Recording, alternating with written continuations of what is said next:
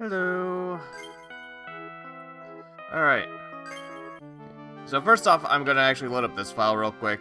Simply because I did something that I completely forgot about. So basically the thing I forgot about was that the dragons are not tied to quests. So when I went to go get some iron tusks to unlock one of the accessories, I immediately ran to an event. So I'm just gonna have that play out and then load up the other file. Oh wait, that's not the right place. Simply because I already did like an hour's worth of grinding for other stuff prior to that, and didn't really want to reload the save file again.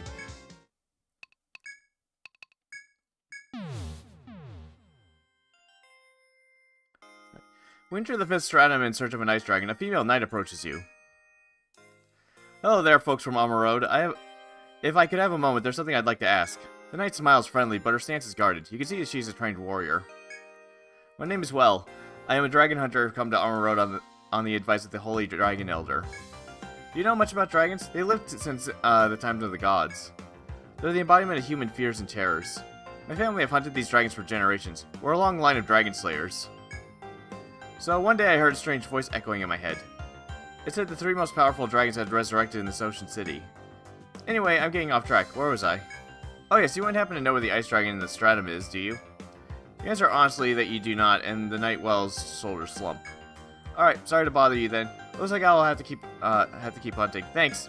With that, Well leaves, eager to resume our search for the ice dragon. You two should return to their hunt for that dragon so as not to fall behind her. Okay, now I can reload the other file because I already saved after that.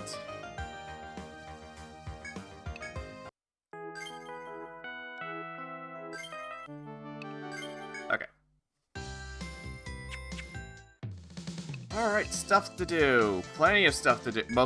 Pretty much mostly bosses, because I skipped because I actively did not fight most of the bosses. Yeah, whatever. Let's see. Basically everything from there on. Tortuga, yep, okay. Let's see, Shiva. 100 year, okay. I don't even know what most of these were even are. Okay. More from the Ocean City. 100 years ago, my ancestor was summoned by the Queen of Shiva. That's when the calamity struck, and I believe he lost his life fighting the monsters there. Please take me to Shiva so I can defeat that monster and avenge my ancestor. Sure. I don't even remember which boss this was. Oh wait, no. Oh wait, no. This is that multi-head dragon, isn't it?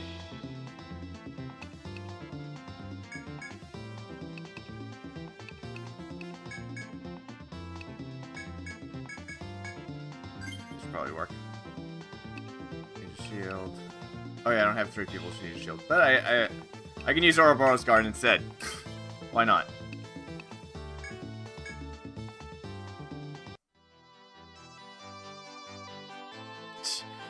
You set sail with the young client, reaching the marine city where her ancestors once fought a monster. As you watch the swirling current, a gigantic monster suddenly rises from the crashing waves. You must be the same monster that Shiva showed that the client's ancestor risked it all to fight. As you consider this, the client draws her sword and charges into the fray. Oh, okay. Oh, it's that one, right? Duh.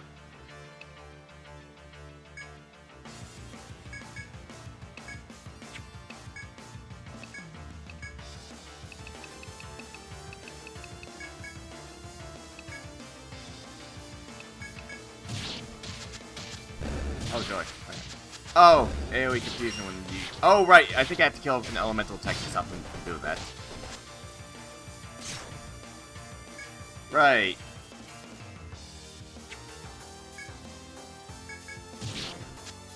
Damage for now, I guess. I mean, I'm massively overleveled for this fight anyway, so it's not like it matters.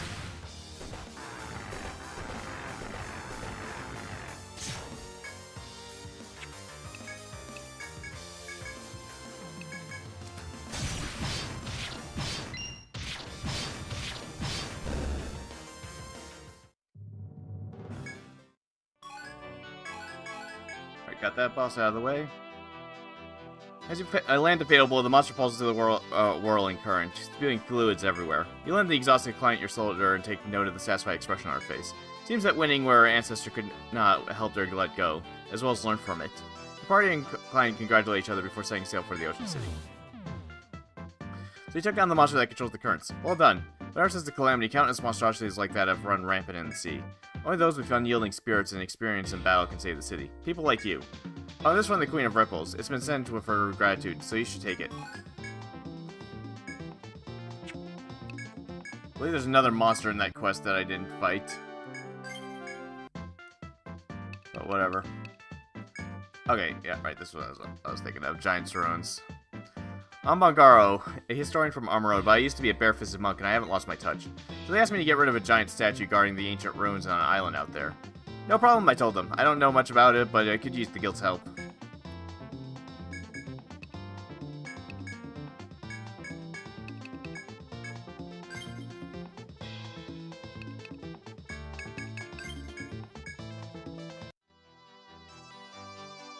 Meet up with your researcher client as you head into the depths of the ancient ruins on the island. The interior is so expansive, it appears to have been built for things far larger than humans. While investigating the statue, suddenly the ground rumbles hard enough to shake the whole island. As if on cue, the statue's eyes begin to shine eerily as you're sure that you saw it move. The client snaps his fingers as though he knew this would happen. It seems he's ready for battle.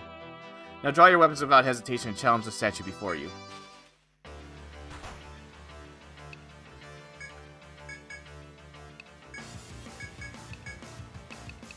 Let's see here. Unfortunately, I don't have anybody who can blind here, but to get conditional right now, but whatever.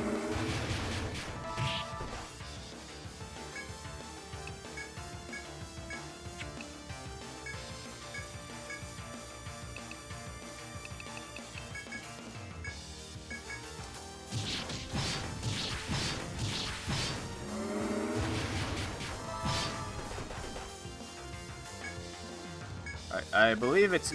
yeah, it's at low health, so it's probably going to try reflecting shit. I don't actually know if that's going to help, but whatever. Okay, never mind. Oh, hey, Sora killed it again. Funny. Your strenuous efforts pay off as the statue finally drops to its knees before it falls to pieces. Yeah, I don't blame you for not fighting it fair, for just dominate cheesing it. Client examines the stones at various angles, nothing specifics from the battle moments ago. Every some time he sighs in satisfaction and thanks you before heading deeper into the ruins. Smile wryly at his insatiable lust for knowledge before returning on your awaiting ship. Welcome back, everyone. I got word that you defeated the statue inside those ruins. Researchers have been examining it ever since you left. But its power source is still a mystery. They can't even recreate it with our current technology. So the question is, was it created by a man before the Calamity, or by something else? We'll just have to hope for these scholars can find the answers. All that aside, you guys did great. Your reward this time should came from inside the ruins. You should hold on to it. Word spell. Okay.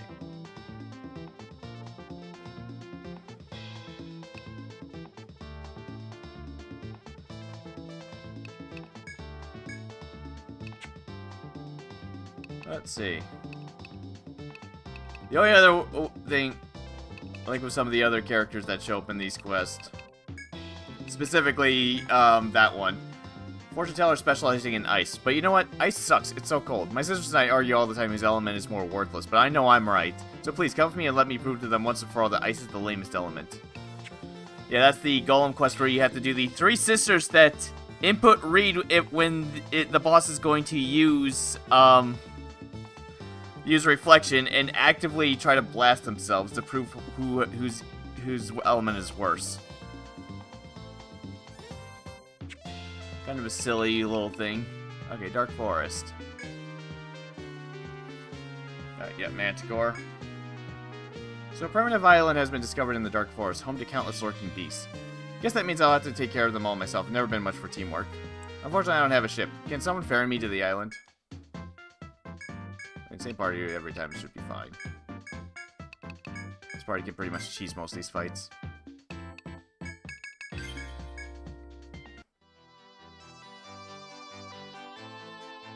Your party and the adventurers disembark the island, cutting through its thick foliage. Having been here before, you offer the guide the way. It would be dangerous to go alone. The client reluctantly accepts and follows you into the depths of the forest. The client says he'll be fine from here on, but just as he does, the trees begin to wiggle ominously. There's no going forward or back without defeating the tree monsters. The client has raised his guard. Follow his lead and fight against the Dark Forest. Oh, right, yeah, you have to fight these things, too. Oh, I can't just simply... Oh, they put... Okay. Oh, that's a lot of poison damage. Okay, well, whatever. You annihilate the monsters, but the uneasy tension in the air tells you to keep your guard up. Seems your intuition was right. With a smirk, client raises his weapon and levels it ahead. A lion monster of huge wings approaches, its eyes dead set on you as it licks its chops. Time seems to freeze for a moment, but the tension is broken as you, the client, and the lion engage.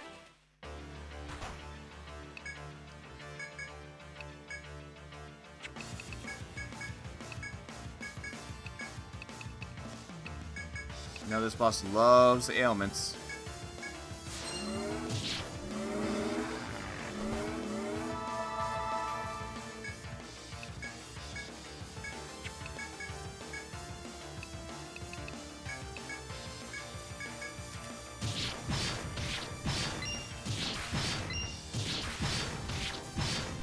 Okay, never mind, I said.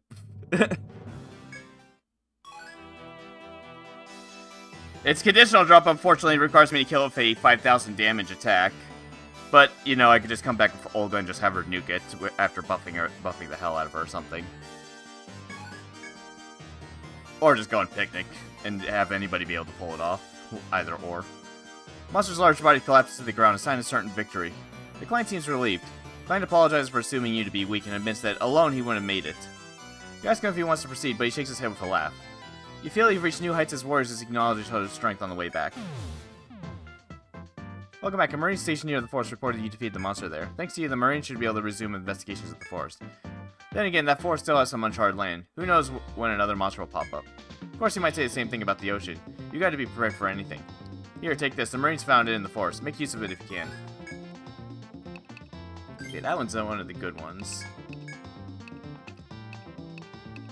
Where's that one? Regroup tactic. Yeah, all allies recover HP and stats ailments for 5 turns. That could have been helpful if I had that much earlier. Oh well. Just my own damn fault. Let's see. Dark Forest. Seal the dragon. Oh, okay, yeah, this is the 3-headed dragon. This is the battalion of knights in Damavand. In recent years, you can see the dragon seal is weakened. The Ocean City is renowned for its brave adventurers, which is why I ask this favor of you. Please team up with our skilled Zodiac and reseal the dragon. Okay.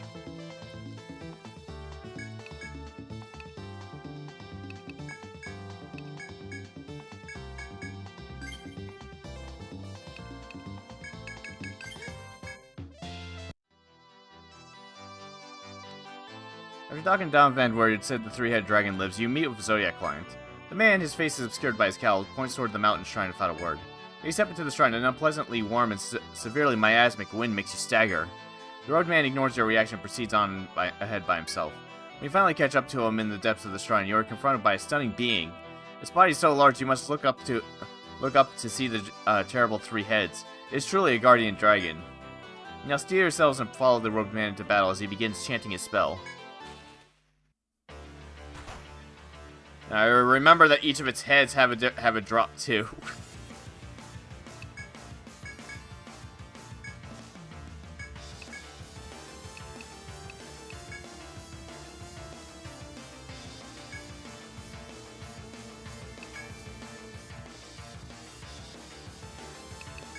You know what? Why try?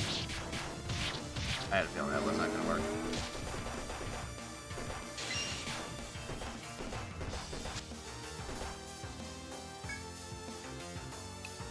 Yo, how rude.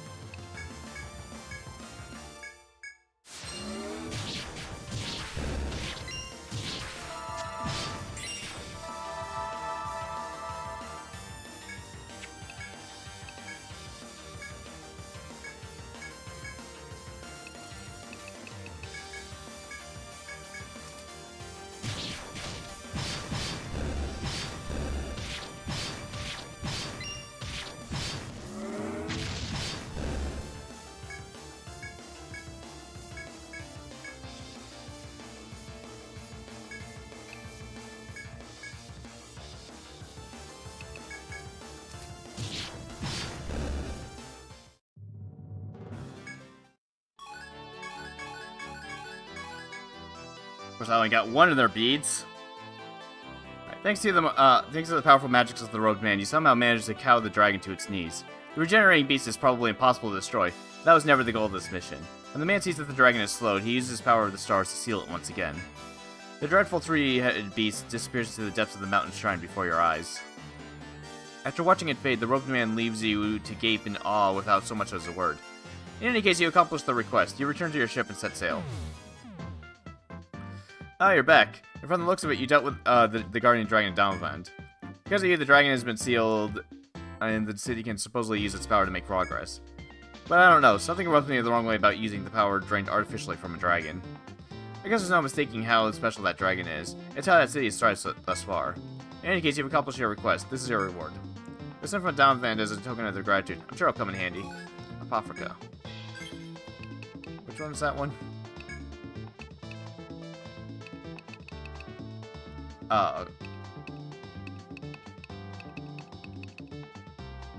Probably that one. Okay. Might as well save. I've killed a few of them already. Tower Victory. Oh yeah, Mr. Why not? I mean, I haven't killed it normally yet.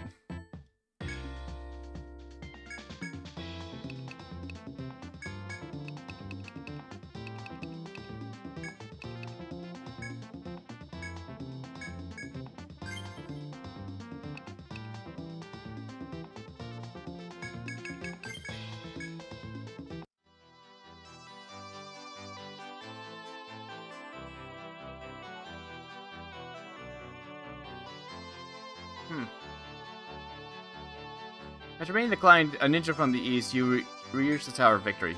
You rush up the spiral stairways, each like a step on Saul's tri-kill air. Oh yeah, right, I already read that before. Monster at a frightening pace, and then there's a giant penguin. No, penguin doesn't attack yet, so I can just buff everybody for right now.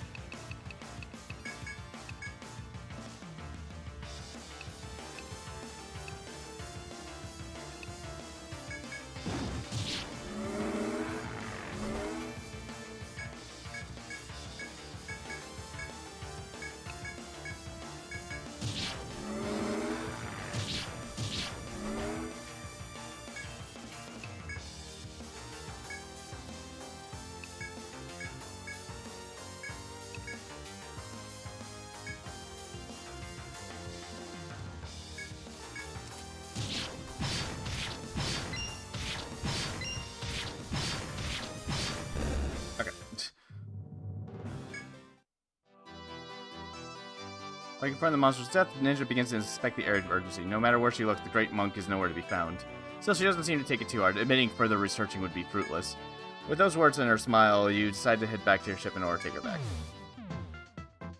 Sarah Klein didn't find who she was looking for, but she told me you defeated a monster. Happily off my thanks to you all. I'll continue devoting my life to my master's happiness. It's none of my business, but I'd say your master must have already be happy to have such a vassal. Well done. Looking at the map you guys created is one of the last joys an old man like me can have.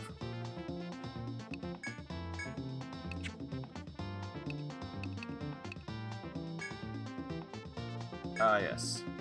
I'm Glacko, soldier of Aea. I'd like to ask you, your Ocean City adventures for a favor. Need to borrow your strength to defeat the monster threatening Aea. There's not much else I can tell you, but it's just something I have to do, for her sake. Okay, now it's that's an actually hard, threatening one. Actually, I should probably change the weapon. Might help. So she does more damage.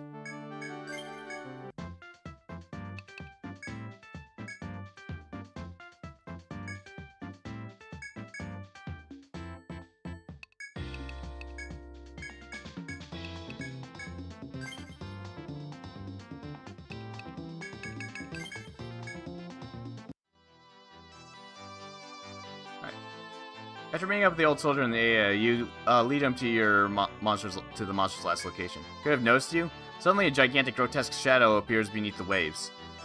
Atop a bulging mass of the creature is a beautiful woman with a tragic expression. You are quickly brought back to reality when the old soldier yells at you. His blade is already drawn. Join him in the fight and capture his indomitable spirit as you challenge the grotesque beast.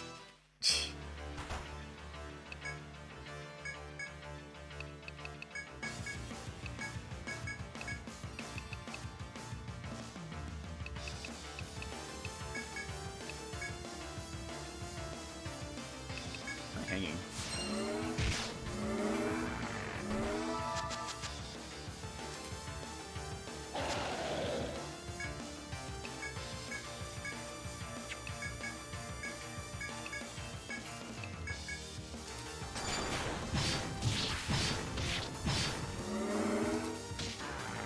Oh, great.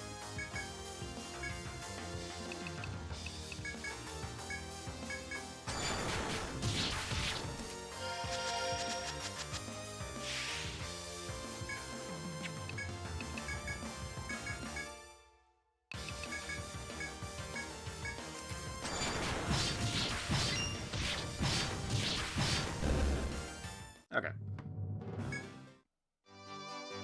After a fierce battle, you finally succeed in defeating the monster. The old soldier gazes at the beast, crumples into the deep, a tear rolling down his cheek. You're left to wonder why he thanks you and asks you to set course for the city. You comply and make ready to report your results to the Ocean City. Welcome back, everyone. A message from your client came in just a short while ago. I'm sorry I dragged you all into my personal grudges. I may not be forgiven, but I feel better now. Makes you wonder about his burdens, but a man's business is his own, and I just hope he finds peace. Anyway, he left this with me for you guys. He said he hoped he would support you in your endeavors.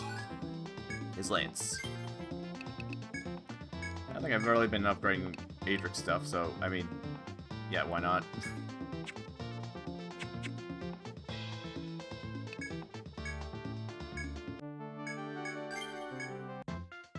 Yeah, I don't know if I want to do the Pale Horse Guild. I'm chef leader of the Pale Horses. Our creed is safety first, but everyone calls us cowards. They're wrong. We're adventurers. We'll prove it by taking in this quest to subjugate a monster. Yeah, the 3 farmer party.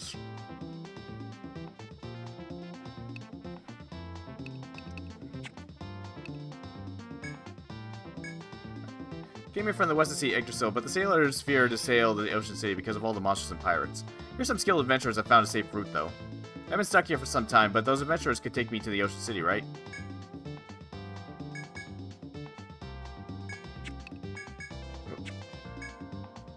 No.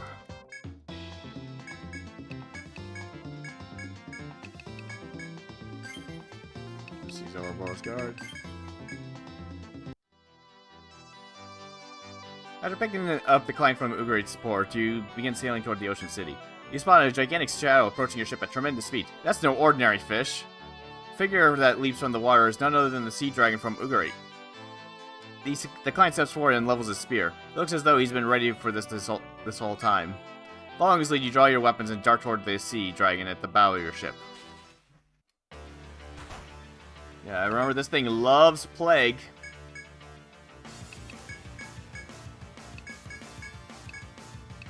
So, let's do prevent order for some of these party members.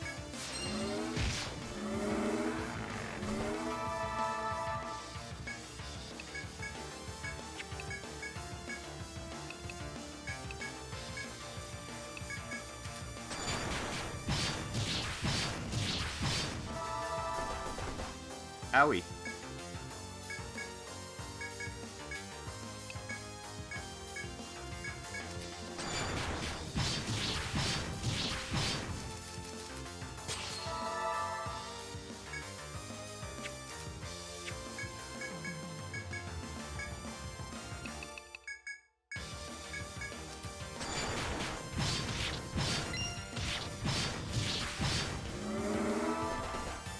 Ah, that's not good.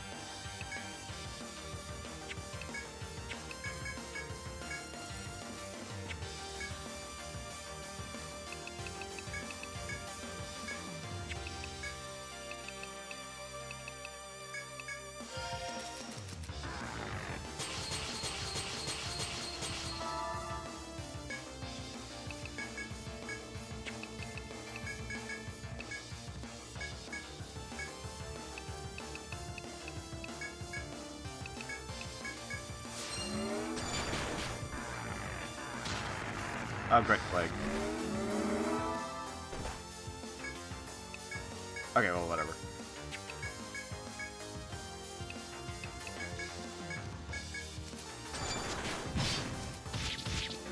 Wait. Seriously?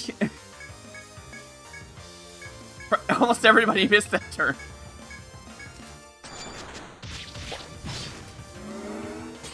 Oh, wait, does...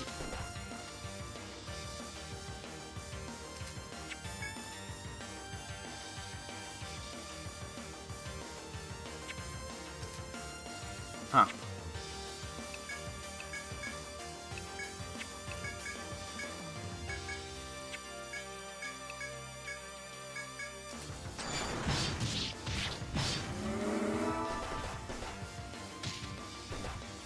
Oh, it's a debuff. Okay. Oh, well, it's not there anymore. Damn it.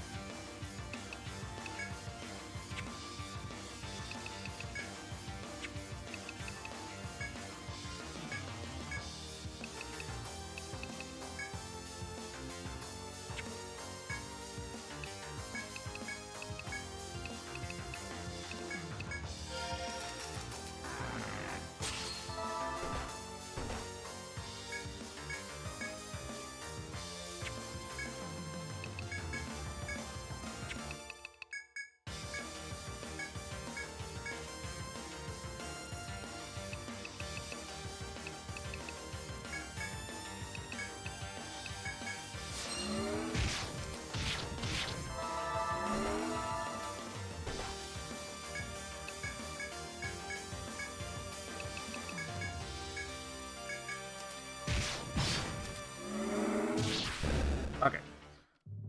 Damn, I was hoping it was give me his rare drop. 3-man party.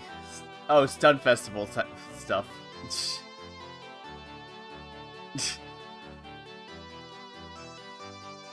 The ferocious battle you and the client waged has paid off as the sea dragon falls in defeat. Based on what you saw of the client's skill, he should do just fine finding an Yggdrasil.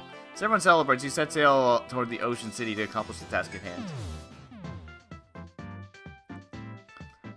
So your client made it to the Ocean City safe and sound. He stopped by to deliver a message. Our little detour was unfortunate, but it was nice to warm up anyway. Hope to see you in the labyrinth.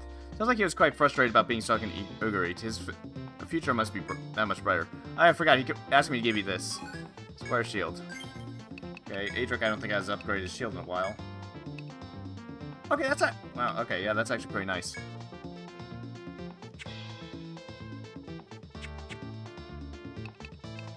That went by way faster than I was expecting. Okay, I think I have to stop by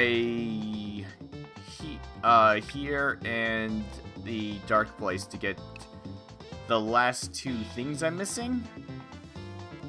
I think I had to kill the actual bosses in order for those to pop up.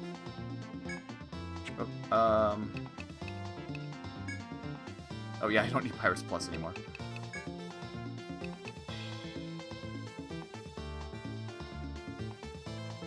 Okay. Yeah.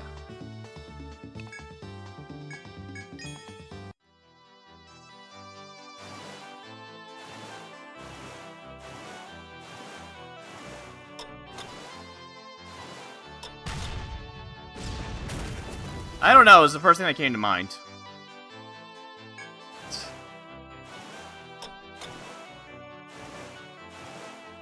Also, because I guess maybe it's also because I just really like the game God Hand. Even though I haven't done that game yet.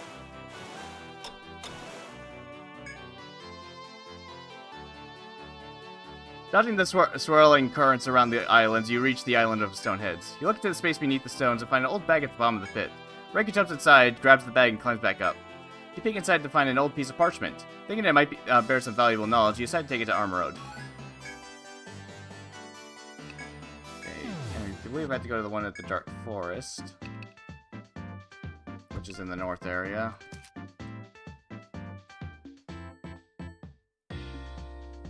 Okay, yeah, I can get there. Okay, I can get there without having anything else on. Oh, second foothold.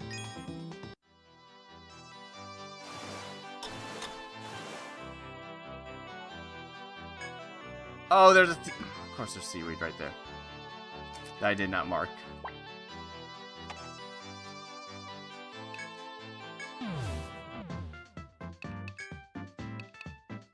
Let's replace that because I can just do just moving one space at a time.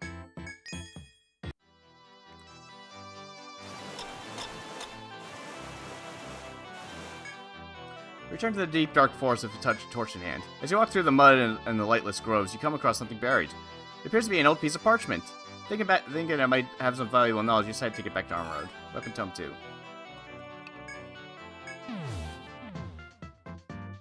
No, they don't.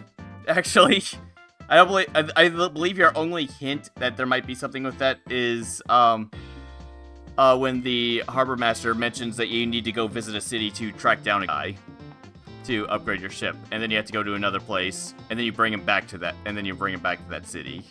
I think that's like your only hint. Outside of that, like the Dark Forest and such, those two places you have to beat the bosses in order to actually get those things to show up. Everything else you could just go to the cities and you just get their little quests. It's kind of an odd thing. Okay, that should be... yeah, that's all of them. Might as well look at them. In the depths of the sea, an evil force has lurked in the darkness. According to only a few witnesses, the creature is gigantic with slime-covered tentacles that resemble squids and jellyfish. To quote an ancient sage, gaze long enough into the darkness and the darkness shall gaze at you. Never forget that when studying evil. Evil is studying you. The Dark Forest. The other researcher and I discovered the island north of Armor Road.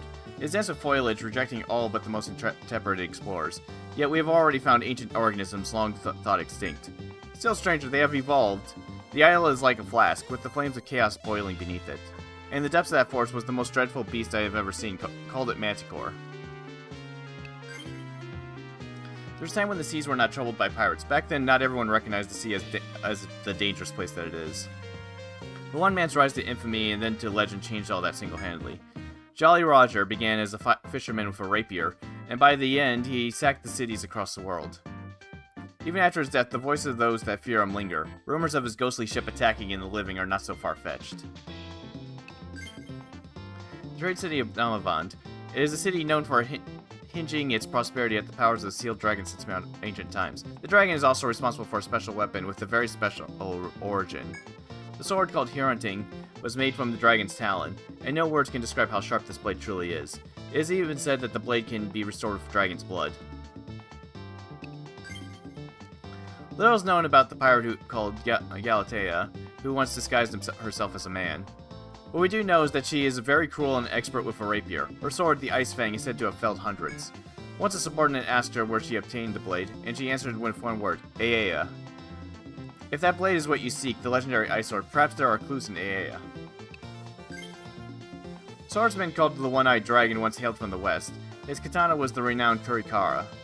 His odd name derived from the battle he fought against the sea dragon, who took one of his eyes. Perhaps as revenge, he forged a weapon from its bone splinters, and thus the Kurikara was born. But when One-Eyed Dragon died, he returned the katana to the sea. If you seek the blade, first seek the sea dragon. There's once a monster that plagued the seas of the ocean city, attacking many ships.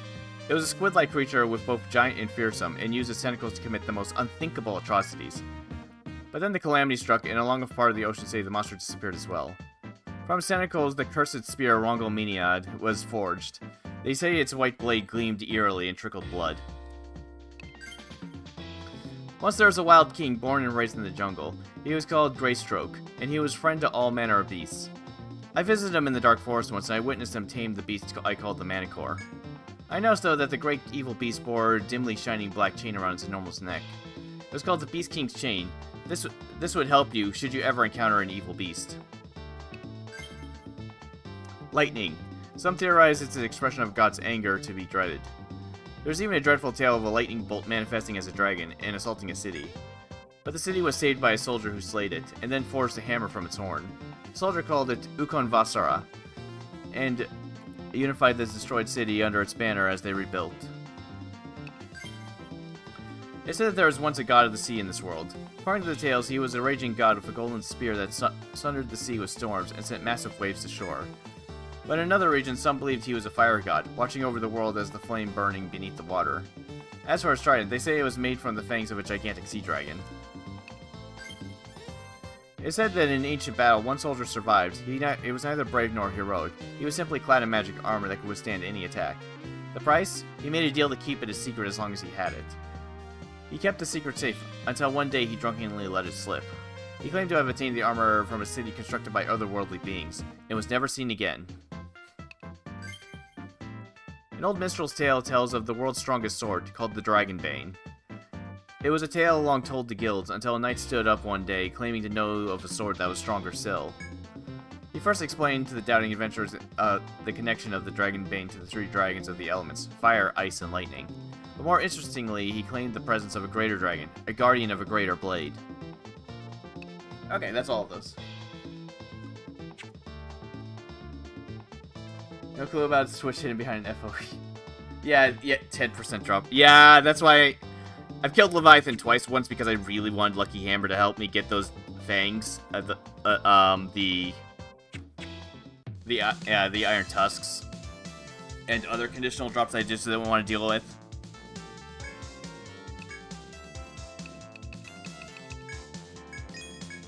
Kurikar, Hunting, Slash Mail, Adama, Rondel Dagger, Pierce, okay. Any of these actually... Oh, okay, Death Resistance. Slash Resistance. That's 30... I mean, that is 30% Slash Resistance.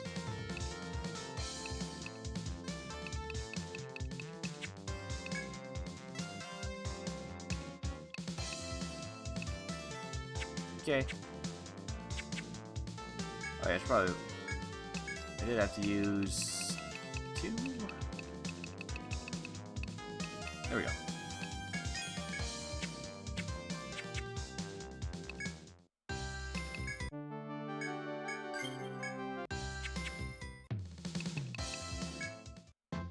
No, that's not the right place. That's not the right place either. We do gotta cut quest. I gotta do this one in order to unlock another set. Okay. Oh, you guys, it's another quest from that Evel fellow. He has way too much money. He sent this request out only to guilds that showed potential in his contest the other day. It's another contest, but he wants you to collect stuff. Talk to the guard in the plaza. Well, go see what the fussing is about, okay? The last of the guilds have arrived. I'll explain the rules of the competition now. Invitations to this contest were only sent to guilds who performed well in the last one. Mr. Evel's request is that you compete to collect as many materials as you can. The contest will take place in the 4th stratum. Your skills in harvesting will be tested. There's no time limit for this quest. Come back with at least 5 items to qualify. Your entry will not begin until you reach speed 13, so you must stay in the 4th stratum. If you leave the 4th stratum without collecting 5 items, you'll be disqualified. Ah. That's it for the rules. We look forward to seeing the fruits of your efforts. Okay, so I'm actually gonna have to bring people. Or at least I just have to bring Lillian, I guess. I think I can manage that.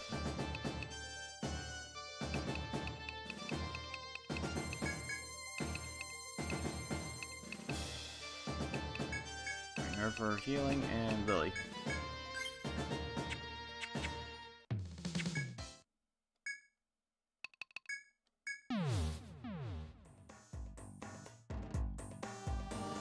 You have reached B13F, where the collection competition is set to begin. All the guilds that did well in the previous competition are in the area.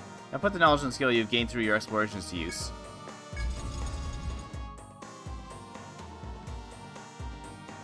So chop points, okay.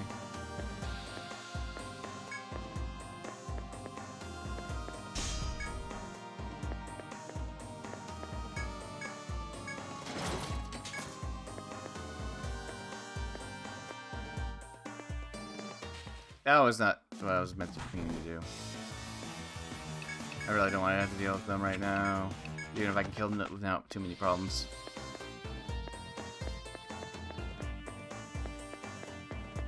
I also never went back to unlock this one.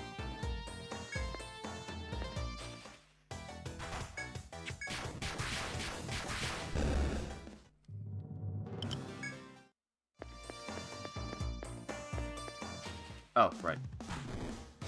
Whatever.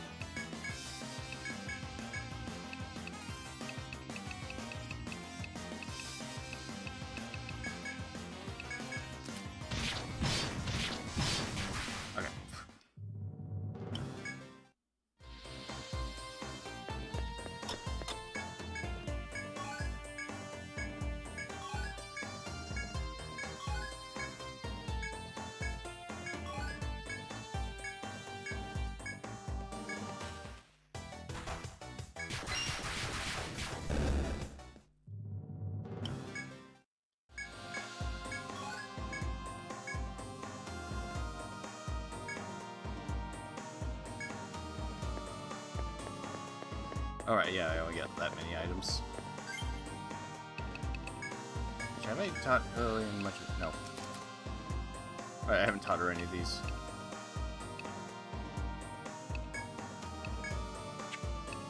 Just have her go back and get a couple more.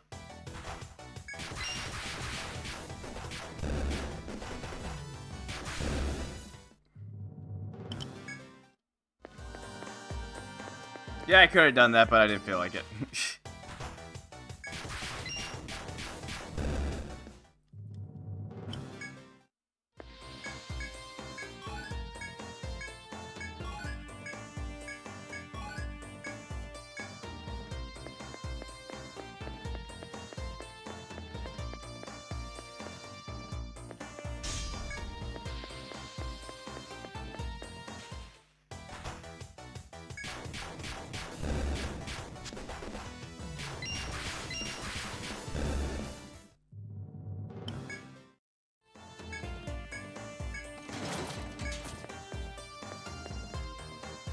Oh.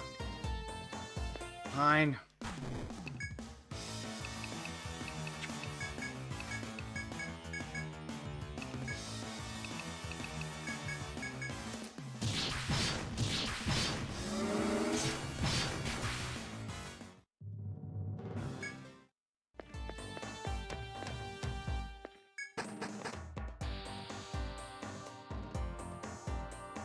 Yeah, I remember that particular line. It gave me a good laugh.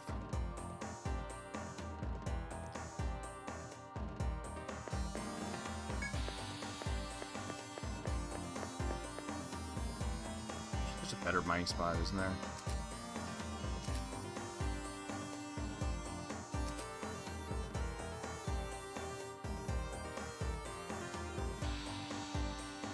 Why does that have to be way over there?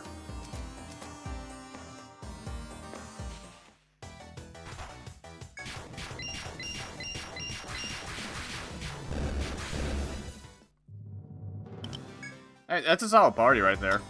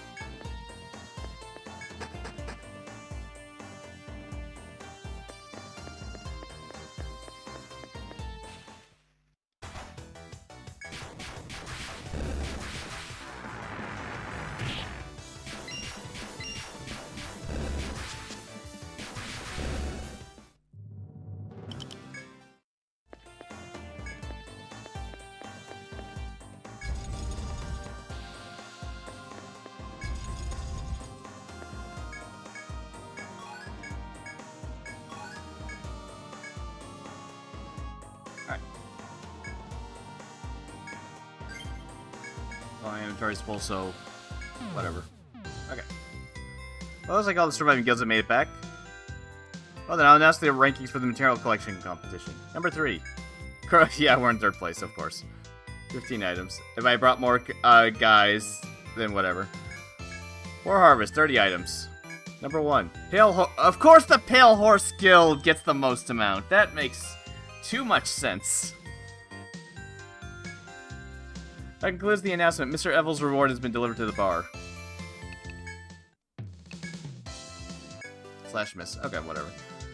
Well, hello there. The guild came and told me the scores. How wonderful for you to be getting 3rd place. Congratulations. It looks like we know where your strengths are lying now, yes? Well, here's a reward for your efforts. Thanks again, everyone.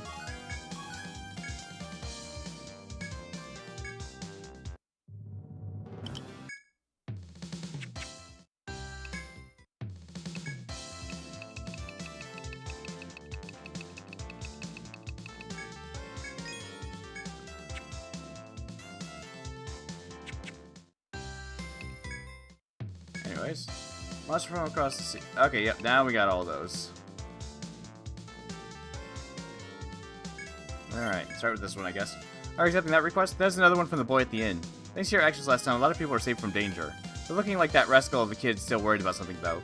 So go talk to him again, just like all the other times. Make sure to be ready. My bartender sense is telling me this one's gonna be a big one. Get going then, explorers.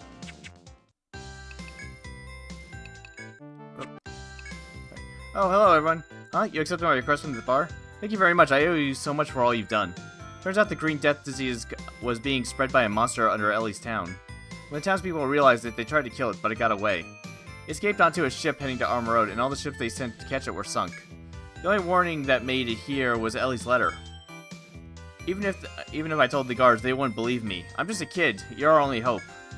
Please find the monster and defeat it before something horrible happens. Hey, did you guys see that? Some plant monster jumped off a ship and ran to the forest. It looked wounded. It may be why it didn't run to the city and cause any havoc. The guards will begin a full and thorough investigation soon, so please stay put until then. Then again, I guess there's no point in telling you that. Just don't do anything crazy. Yeah, I'm just gonna rest.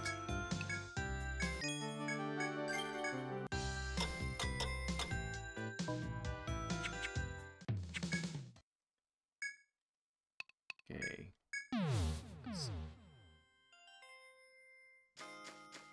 Alright, so boss is right here in this hidden area.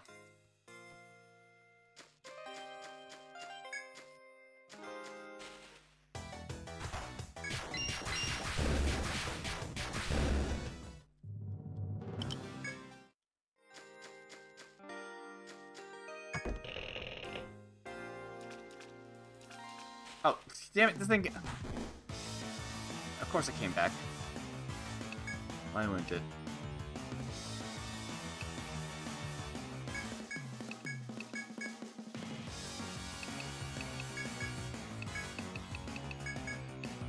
Oh, right, I still have Lillian with me. Never mind. Of all the people for you to fucking kill. I'm out. You know what? Then I just saved out. I'll just return back. I need to bring Rika back in anyways.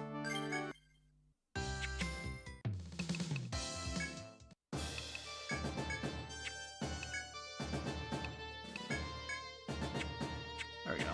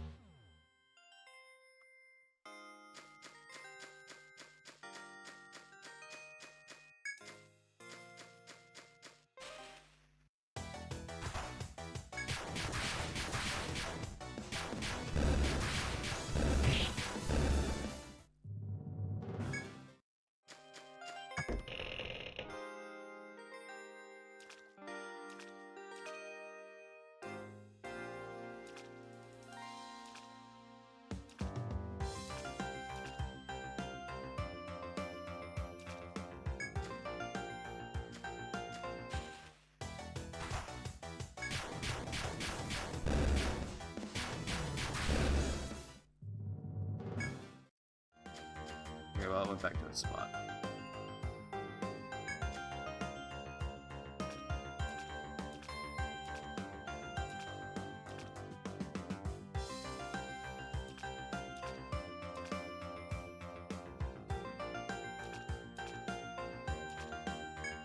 There we go. You enter a clearing in the royal forest in pursuit of a creature that fled the port. You see a flower creature in full health. Its beautiful face turns towards you derisively. The grotesque monster with the bewitching smell must be the cause of the Green Death. Now take your weapon in hand and fiercely fight to keep the city of Armor Road safe. Making sure. Okay, she's good. Now then.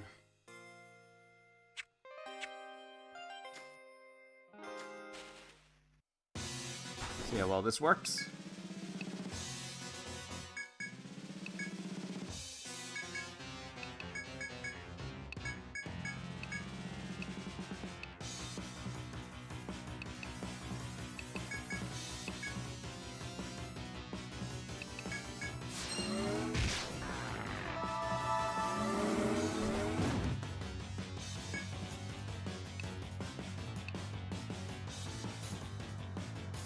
Let's see.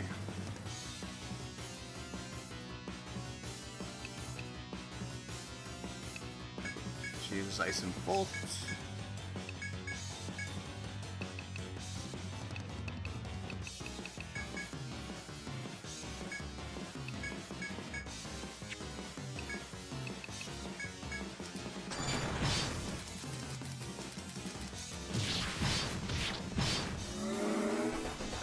Oh, fucking fantastic, of course.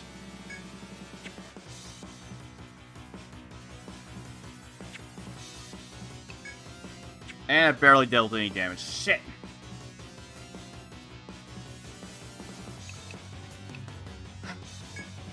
Okay.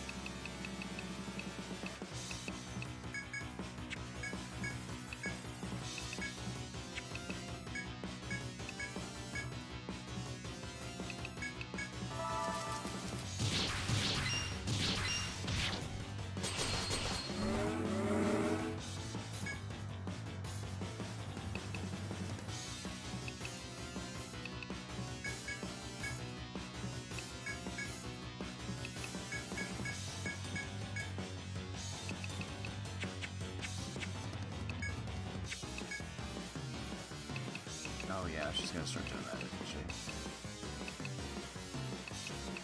Let's see here.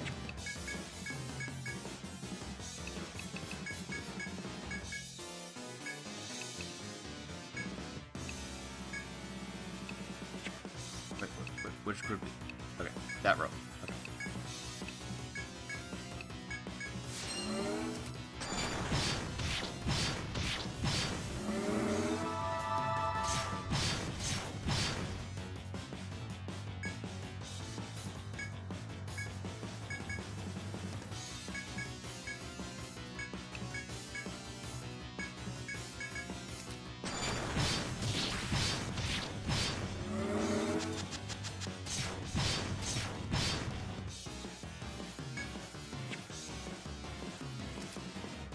Alright, alright.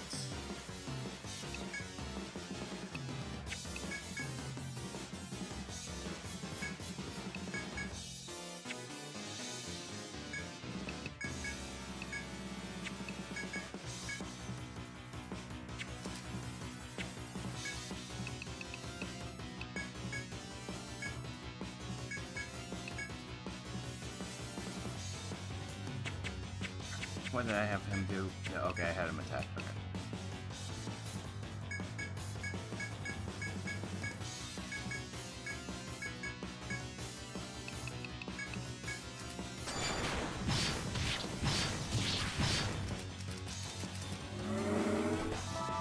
Oh, killed Lorica. Okay.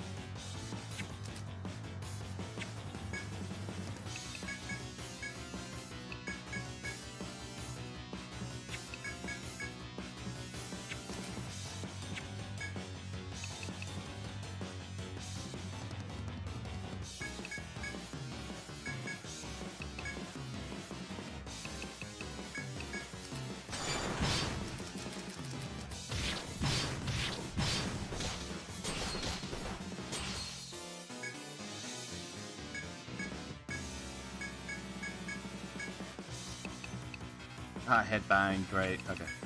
Right, I only have the ailment ones. Of course I only have the ailment ones. But I didn't plan ahead.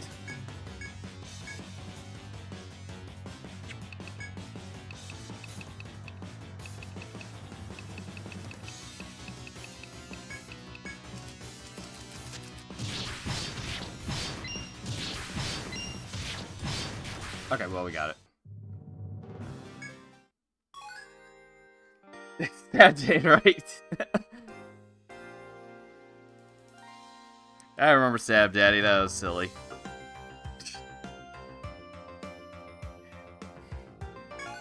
Alright. Your desperate struggle finally ends with your as you thrust your blade into the creature's throat. As it collapses to the ground in a shower of petals, you briefly celebrate your victory. The request was to defeat a monster is complete. Report your success back to the bar.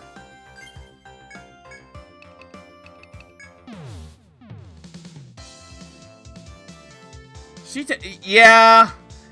Yeah, I don't blame you for that one. She just has a lot of stuff. I don't think she used her elemental attacks a single time during that fight, unless I was mistaken. I think she just used her physicals non-stop.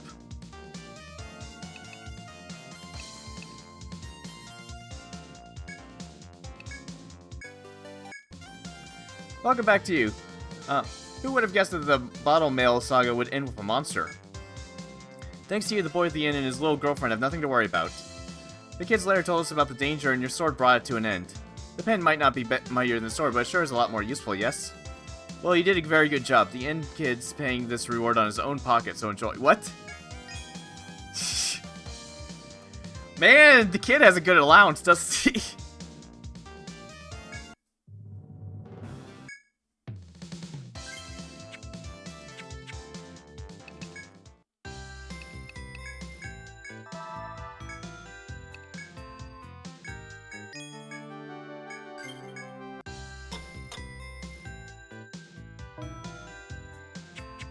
That's one of the bosses down. One of those bosses down. King's Petal. Unfortunately, that boss's conditional drop is kill it with ice, which, of course, it's immune to ice. Because you can't have too many of those. I mean, when I do eventually go for doing that, I'm just going to have Jubei equip an ice sword and have me just use execution, since that works. The easiest way to get those things. Let's see, what... Oh, now that I'm thinking about it. Oh, wait.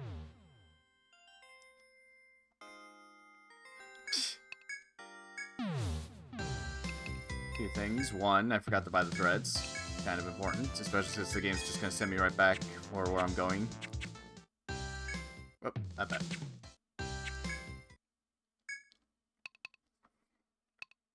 Now then, right,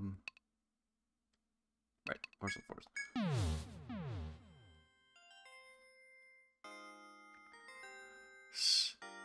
Pollux Records, I believe the one that you get from Golem is better, but Pollux Records will last you pretty much the entire game because it has tech on it. It has tech and TP on it. like no other normal books without forging are better than it, and you don't really need the attack stat ever. So yeah, pretty much, yeah, you got one of the best books in the game right off the bat.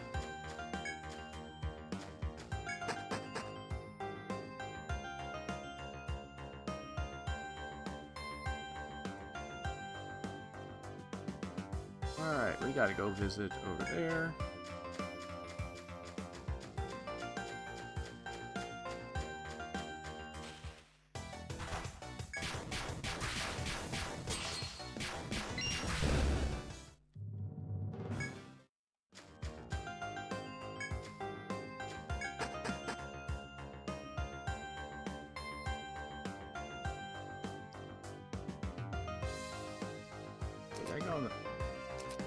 No, it's not. Oh, no, it is this floor. Damn it.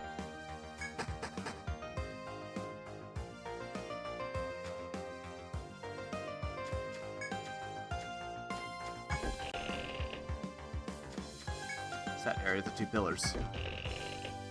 Right. As you proceed through the forest halls, you hear someone calling to you. You look toward them. It's the Dragon Slayer Well, who you met at the entrance. I didn't mention it earlier, but the art book straight up mentions that this is Hrothgar's younger sister. She also has the same symbol that, well, similar symbol. I believe the flames right here are not on the Guild Beowulf symbol that you can see on his shoulder pads, but yeah. This is also the same symbol that's Wiglaf has a tattoo of. Whether that means that she's also related to them or not, who knows. But it's a neat little detail. My, we do seem to run into each other a lot. My inquiries into this ice dragon have led me here. Which means this place will fast become a battlefield. You should leave this to a specialist. As usual, she's smiling on the surface, but the ferocity in her eyes prevents you from refusing. Still, you are reluctant to accept her insistence that you must go back to town. Alright, so if you turn back, you have to wait some amount of time to come back in order to finish the job. I actually don't know how long you have to wait. You just get less dialogue if you decide to turn back. No. You return her stare and tell her firmly that you cannot acquiesce to her demands. Well glares at you for long minutes, her irritation palpable, but she eventually relents. Well, the labyrinth is my property, it's true. And the same could be said for the ice dragon. You have the look of skilled warriors yourselves. We do each other no favors quarreling. Well, lass, but trails off quickly as she drops her pack and rummages through it. Damn it, my dragon slaying spear. I must have forgotten the dragon killer at the Armor Road End. If I don't have that, we can't beat the dragon even with your help. Can you go get the dragon killer from the inn? I'll wait right here. I'm counting on you. You assume that an experienced dragon slayer like her says so. The dragon killer must be necessary. Hence, you promise that you'll return quickly from Armor Road End with her spear. Alright, and now we have to leave.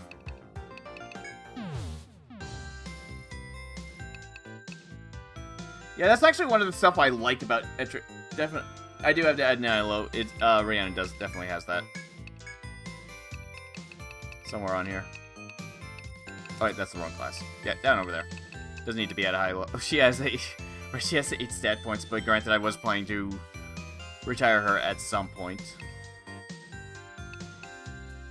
I know the damage doesn't increase, but she just needs it.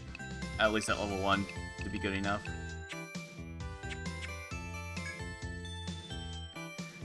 Why are you in such a hurry? Huh? Miss Wells' dragon killer? That's weird. I don't remember her leaving anything like that with us. Hang on a sec, okay?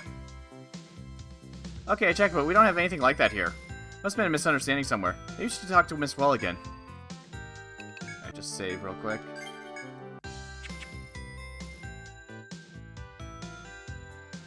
You visit the inn as Well told you to, but you find no dragon killer waiting there. Could she have been deceiving you for some reason? You feel a sense of foreboding. Hurry to the 5th Tribe and check on Well.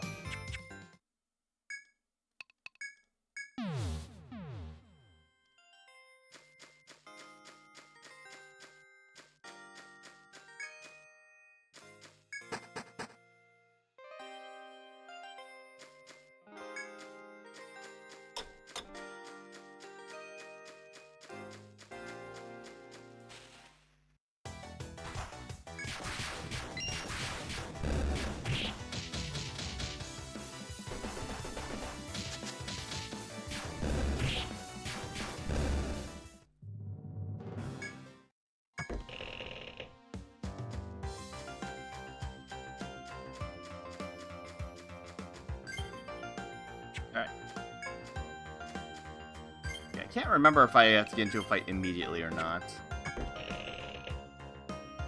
Concerned for Well's safety, if she faces the dragon alone, you rush into the Ice Dragon's Hall. Within the raging blizzard inside, you see Well leaning on her sword against the blue beast's onslaught. That figure wreathed in the absolute zero air must be the Ice Dragon. You're given ordeal. When you're about to rush to Well's side, she stops you, her hoarse voice faint as a whisper.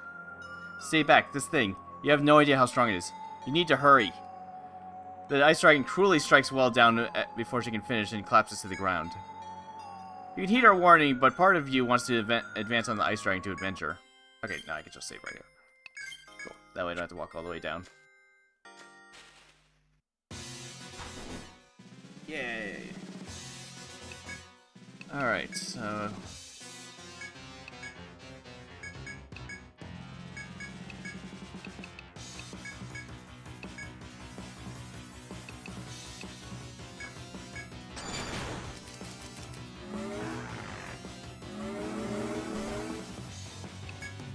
Okay. I'm trying to remember what he did. Oh, right! Damn it, I should have... Shit. Oh well. I forgot to invest in the other things that would have made this easier.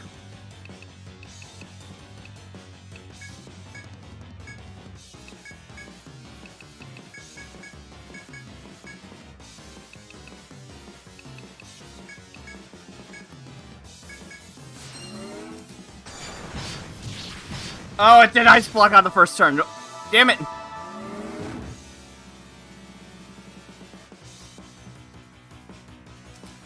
Why on the first... I wasn't aware I could do that on the first turn. That's mean.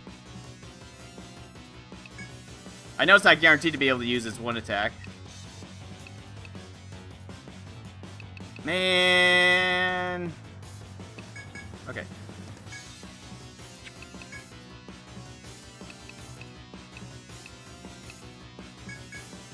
Nope, I don't want to put this slash miss would not help me out. Oh, okay, Reika can get that off of him real quick, because she's faster than Rhiannon.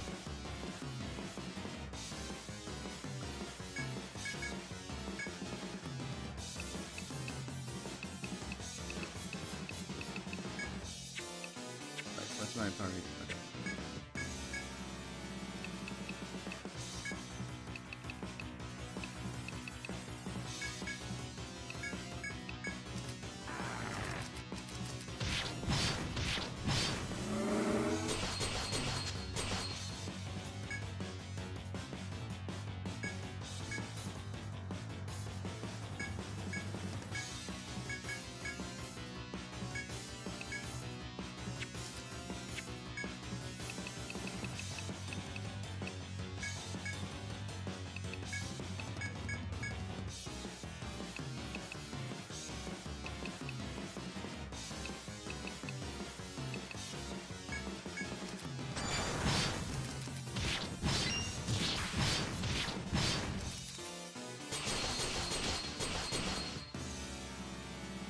Okay, now it's going to use Ice Ball. Okay.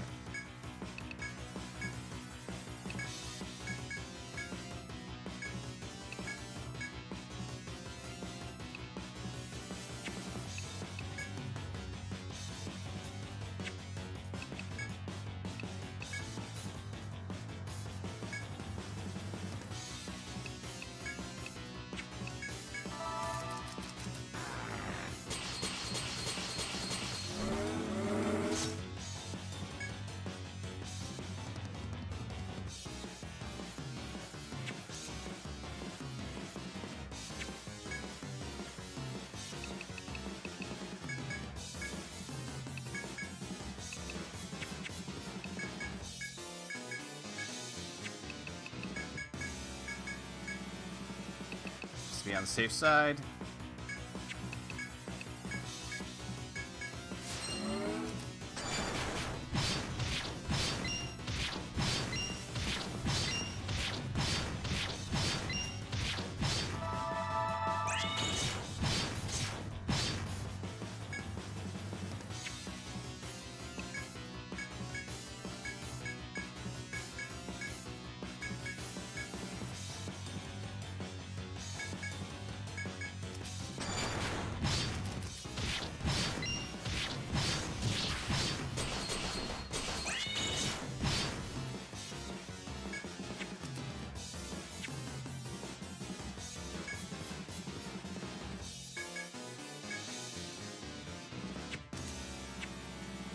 Oh, no, we're super good, actually.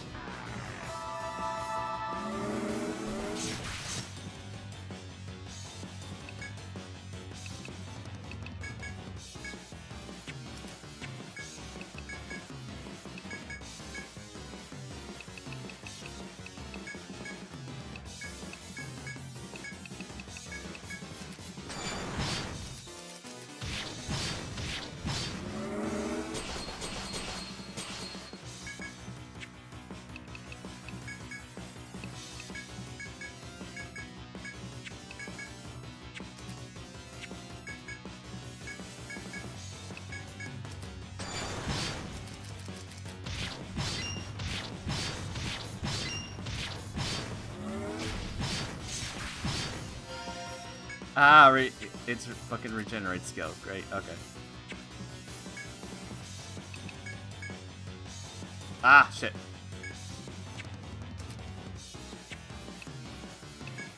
Okay. Okay, we'll do that. Okay.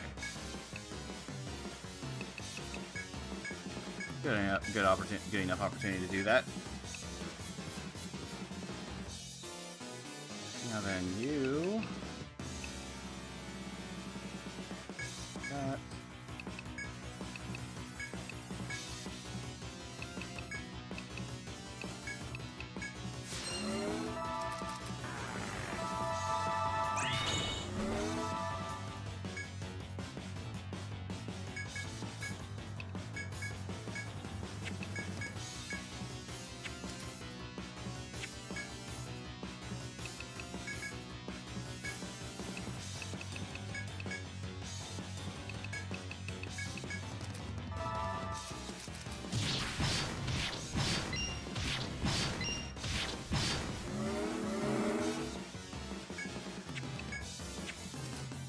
Did the thingy again, didn't you? Okay.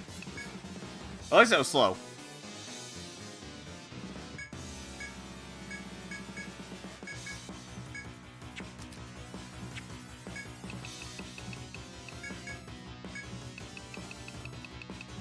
Plenty of these.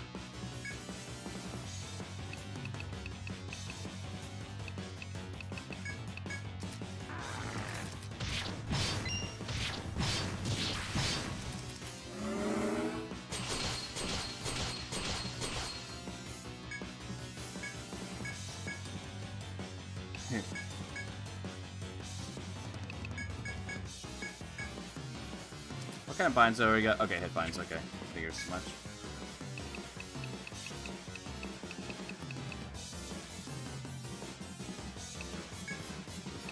Nah, she's gonna die.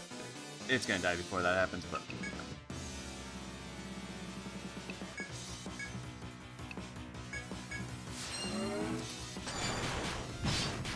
Okay, yep.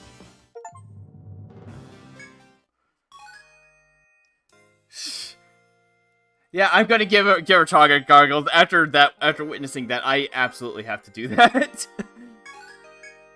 Okay, your burning spirit handily overcame the icy ordeal. The ice dragon that had collapsed with a cry shatters. Its crystal remains flit about the hall. The shining crystals coalesce before your eyes, eventually forming an orb. When you grasp hold of the orb, you feel an overwhelming rush of power. Level cap's now 80. With the Ice Dragon vanquished, you finally attend to Well, who still collapsed on the ground. You rush over the critically injured Well and cradle her body in your arms. She laughs weakly and haltingly begins to speak, as if struggling for words. I'm sorry I lied. The Dragon Killer is a sword, not a spear. No Dragon Slayer would forget it. With that, she shows you the sword she holds limply with the beautiful patterns engraved on it. Your lineage, your training, none of it matters, until you slay your first dragon. I wanted to show my parents I could beat the Ice Dragon. I wanted to make them proud. You're gullible, but you're strong. Strong enough to be true Dragon Slayers. Though her last words are spoken in a clear, strong voice, her life's flame extinguishes there. You carry away her frozen body and decide to bury her in the corner of the hall. Lastly, you thrust the dragon killer into the ground as a grave marker and say a quiet prayer.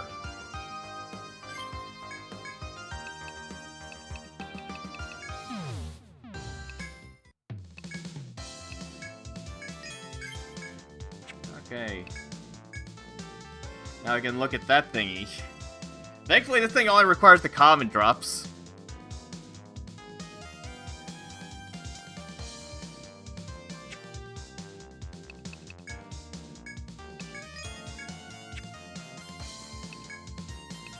Alright. Yeah, the thing I was going to do before going to the fight was actually buy a bunch of these to make his damage low. And then I forgot, of course.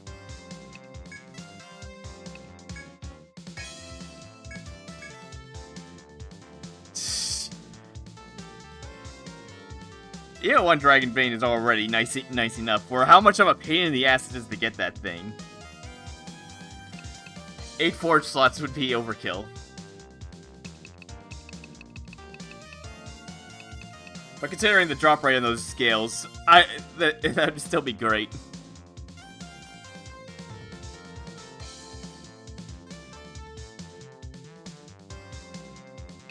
Great.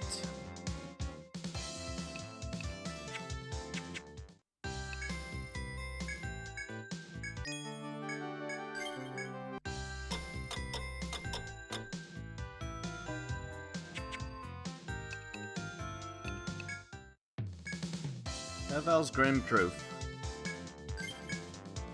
You guys, I'm not willing to believe all this. All Evel's contests were a setup. The geezer apparently fought a monster called Kraken with his best friend years ago. They weren't strong enough to defeat it. All they could do is trap it in the Abyssal Shrine.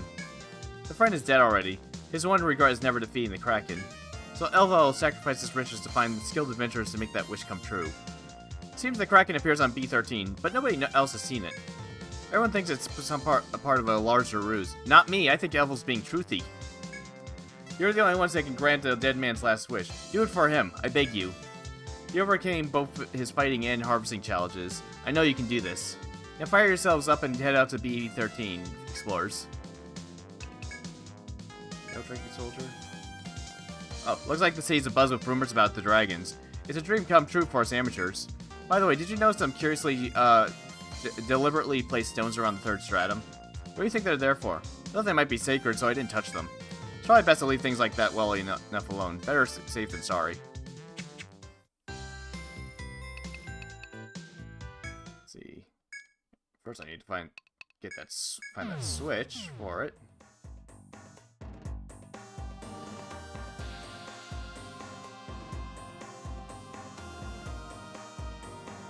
Where was?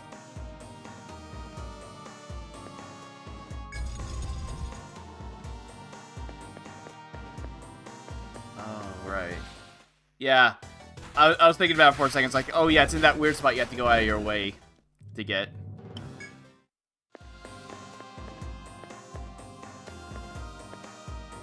Oh, damn it.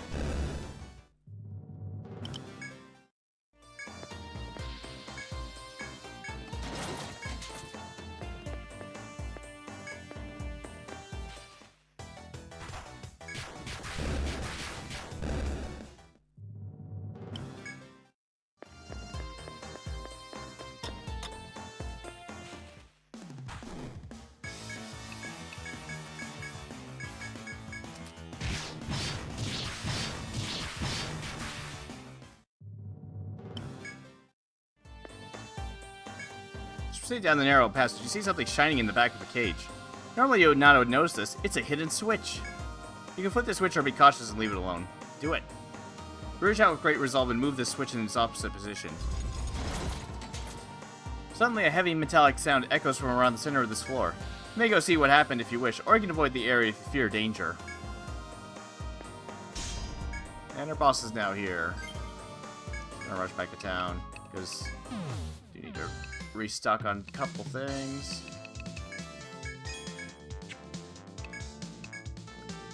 Let's see.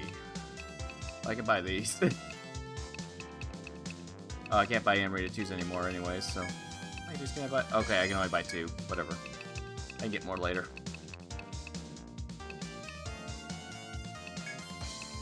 Okay, good. I'm fine on Nectar 2s for a while. Okay, another thing to bring along with me. Brave Vents.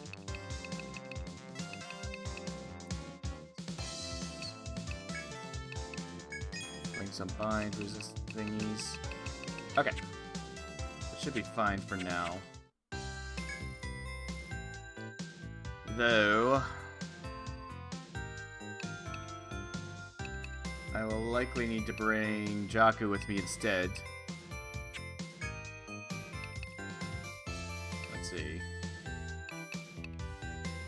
Right, Explorer's Guild. Okay.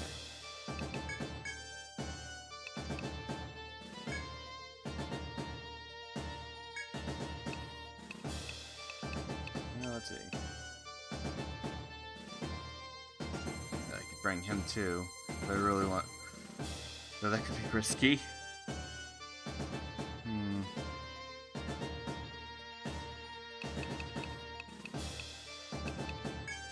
Anyways. Okay, still my main damage dealer. There she is.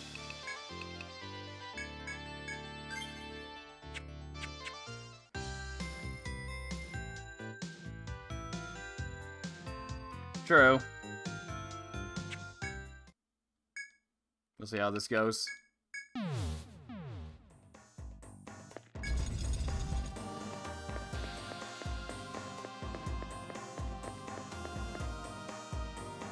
It's locked again.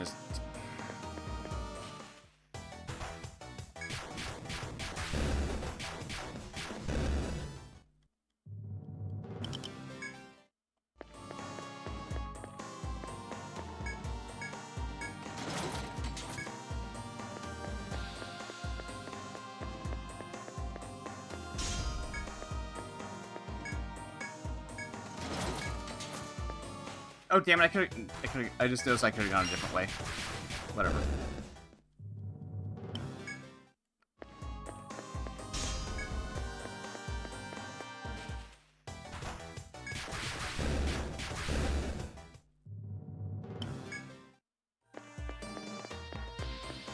Yep, and every single one of its moves uses its legs. Also, its conditional drop is to bind its legs, but its conditional drop's also the worst drop, because the game wants you to fight it without binding its legs.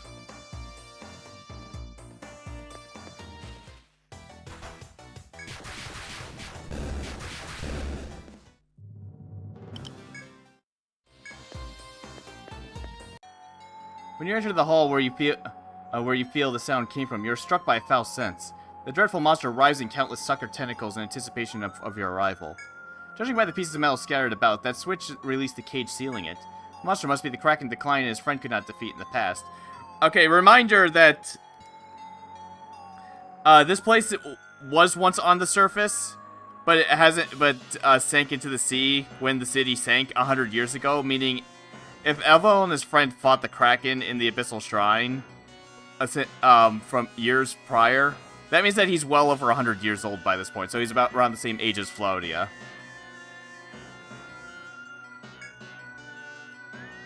The time is now. Draw your weapons and challenge it to fulfill a man's dying wish. Alright.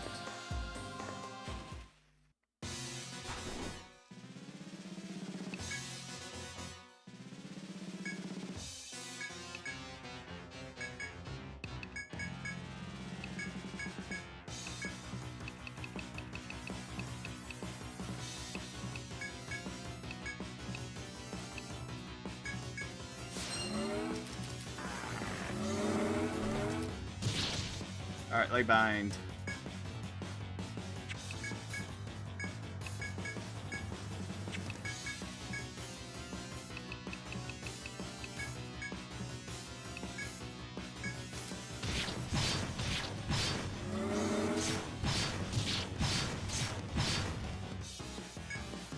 Oh wow, war up already. Jeez, that was fast.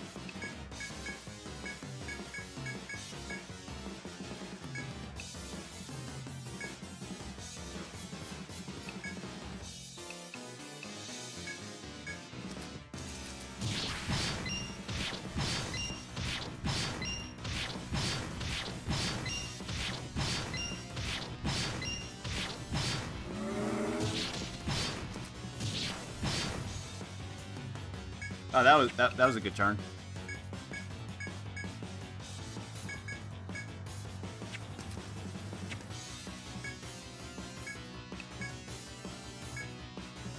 Alright.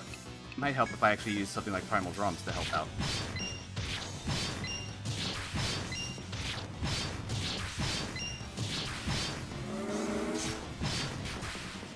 Okay. Yeah, he binds its arm, it's actually not that hard of a boss. True, yeah, I was thinking about that part way through. It's like, wow, if it's leg bound, then I didn't really need to pay much attention, but, you know, whatever. After a tumultuous battle, you finally succeed in besting the Kraken's countless tentacles. Kraken writhes madly, splattering foul ichor all over, then finally lies still. After confirming its death, you proudly leave to report your victory to the client.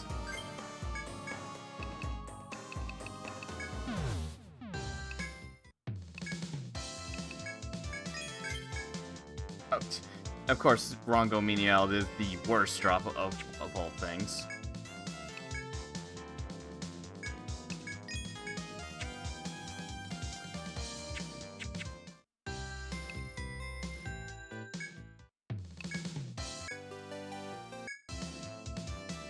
You're back, but it seems like you're a little too late. Elvel, the client, I received word that now that he passed away. He seemed to be worried about all of you till the moment of his death, then he looked peaceful. You were able to defeat the Kraken, right? Maybe that's why he was peaceful at the end. He must have felt that you beat the Kraken. Yep, that's what happened, no doubt. I'm glad his wish came true in the end. I even bet Elvel's glad about it too. Elvel entrusted me with this reward. Take it, well, until next time, right? Oh, and you guys, thank you for believing in Elvel.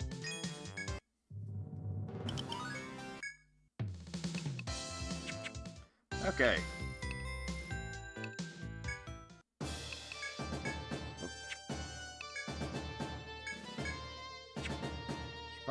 Probably remember to...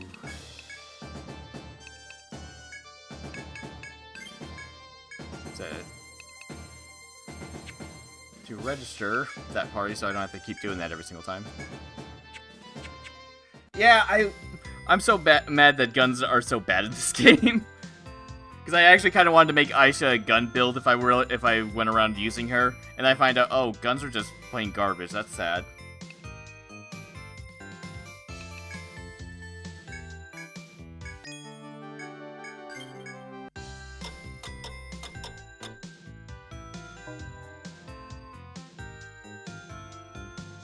Ah, okay. Finale's going to take a while. Finale is going to, like, based on the episodes I'm editing, is going to be around somewhere around 75 or something like that. As much as I like the gimmick to Finale, the dungeons take fucking ever to get through. Meaning you're stuck looking at the same dungeon for almost 20 hours. That's probably my main complaint about the game, that and I didn't really care for the ending, but that's just me. I still think, out of the Mary Skelter games, I think 2 was the best one.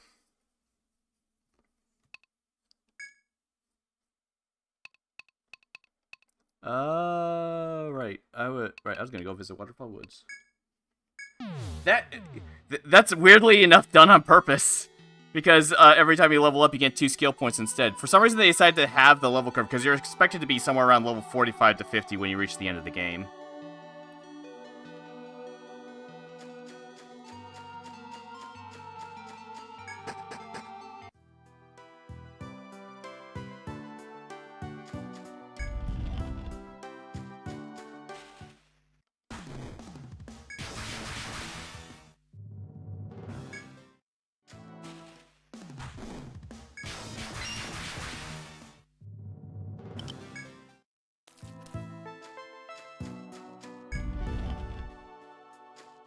Alright, I gotta go visit the area down there in order to trigger the next one.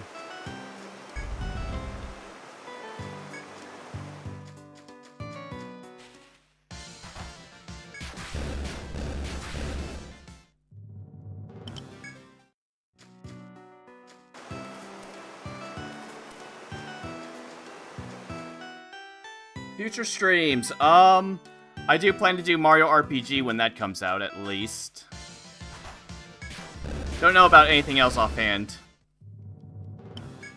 Unless I decide to do something extra during Halloween, because I already decided which types of games I'm doing in, like, October-ish.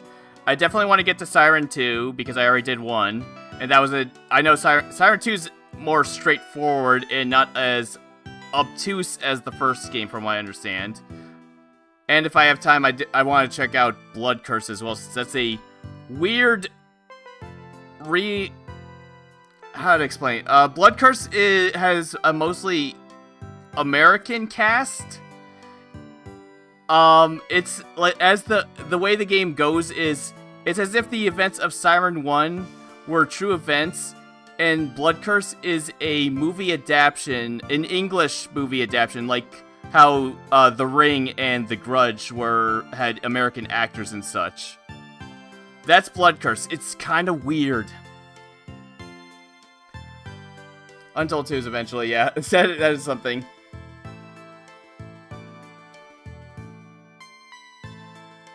And I was also looking into Baroque, which is a horror-esque dungeon crawler type thing. I think there's one other game that I was looking at, but I can't... Oh, right, yeah, Kudelka, which is another horror RPG. And if I finish Kudelka, then that gives me an excuse to go into Shadow Hearts, which I haven't played but heard good things about. Other than that, if I were to stream something, I might just go through the entire Legacy of Kain series again, because I just feel like wanting to play that again. And I love Legacy of Kain.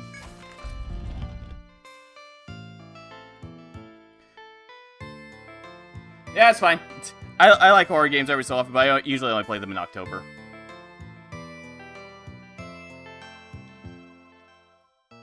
But yeah, Mary Skelter 1's combat's not that great. Granted, I was fast-forwarding through most of it by holding the button, so a lot of the animations got skipped. But yeah, Mary Skelter 1's not exactly a terribly well-balanced game. 2's better, at least. Remake of 1 made defense way, way, way more important, to the point that, well, I went to a 30-minute thing right when I went to the remake of 1 of how the defense, how you can't play the remake of 1 the same way as you did the original. Because if you go all in on speed, then the boss is then all the bosses will just two-shot you. But the game still wants you to invest in speed, because all the regular enemies will two-shot you unless you kill them before you do. So it's kind of the same thing, except you just need to just dump all your speed when you're fighting bosses. Or something like that. I never really exactly figured out exactly what it wanted me to do.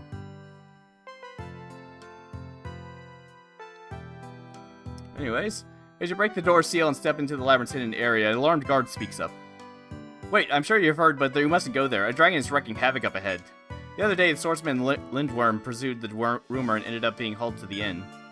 If you come to challenge the dragon, I can't stop you, but I do recommend you stop by the inn first and talk to Lindworm before committing to this. Having cautioned you, the guard leaves and returns to his post. As tempting as the glory may be, it may not be a bad idea to visit the foreign swordsman at the inn.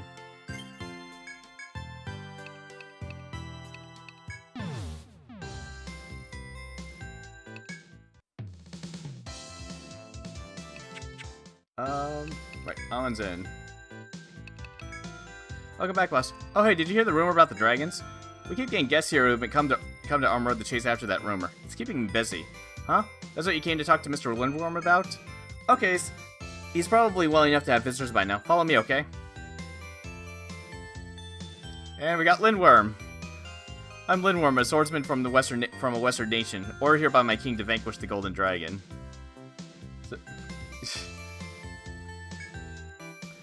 Princesses in our nation tend to be soothsayers. My liege, Princess Marguerite, is no exception. Recently, the princess's oracular guidance, apparently from a divine source, was to defeat a dragon. The princess has since been haunted each night with visions of a golden dragon. The strange showing. Yeah, either this guy's... they say this guy's from a western nation, so I'd imagine that he might be from a different tree. Or something like that.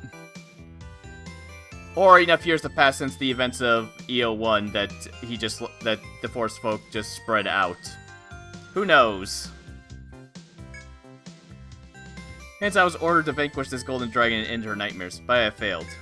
Your guild Korhana is, as I am told, the strongest in all of Armroad. Thus I do beseech you. Though we've only met, I have no choice. I'm bedridden and my princess grows weaker. Bluntly, I must ask you to go defeat the Golden Dragon in my stead. Yeah. Thank you, warriors. I admire your courage and kindness. The princess entrusted me with this dragon bell. Take it and use it to call forth the Golden Dragon. Yay. I speak with experience. I say this golden bell is stronger than you may believe. Be careful.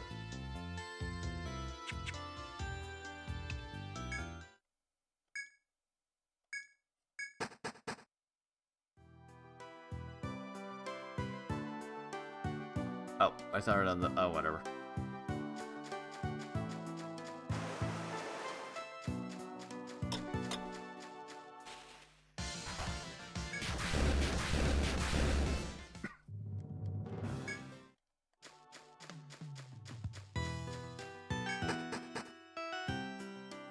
I don't know, it's just a common thing they keep doing.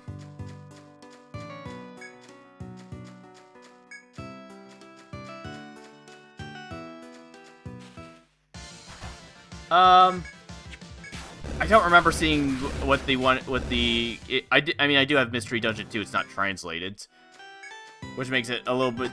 Which normally wouldn't be a problem if it wasn't for the randomized items and me not knowing what any of them are.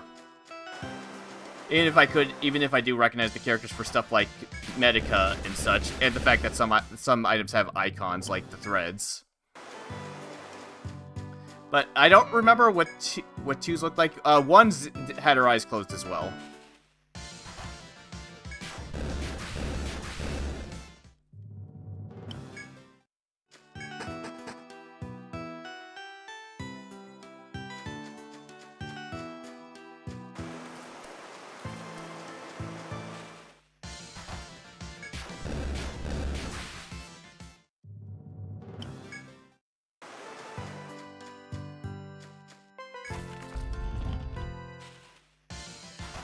Immediately get jumped by fireflies. I don't believe so. I've not heard of any, at least. I remember that there's some work in progress to at least translate, like, items or something. But outside of that, I have no clue.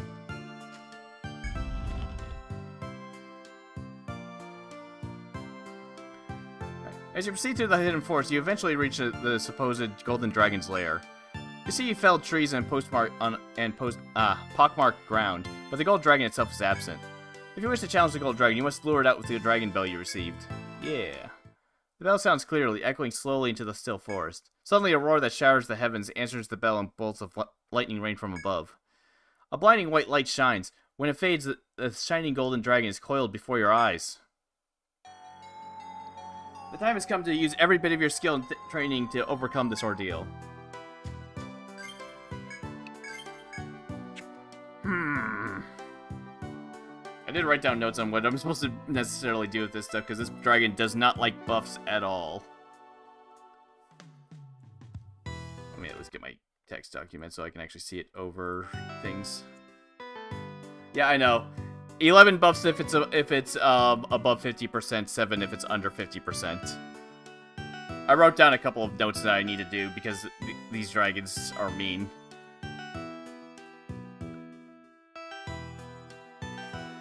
Okay.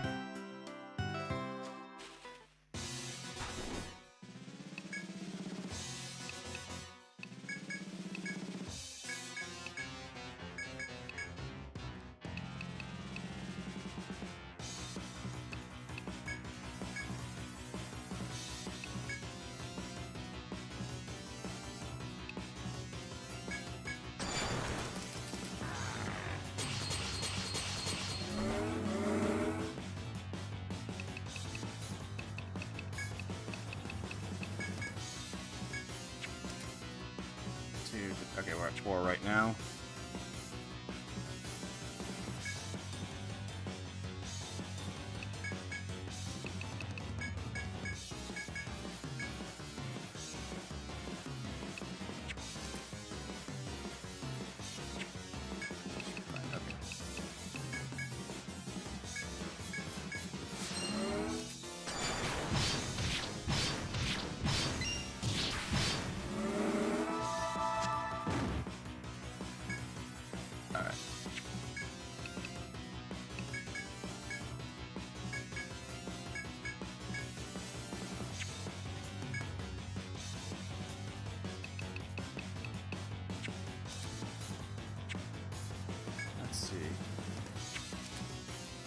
keep some of those buffs up, like Protect Order and such.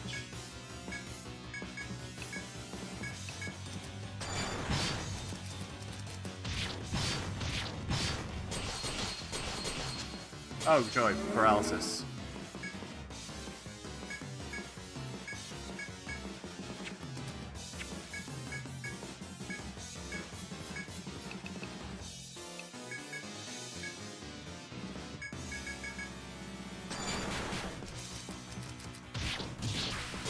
Thought so.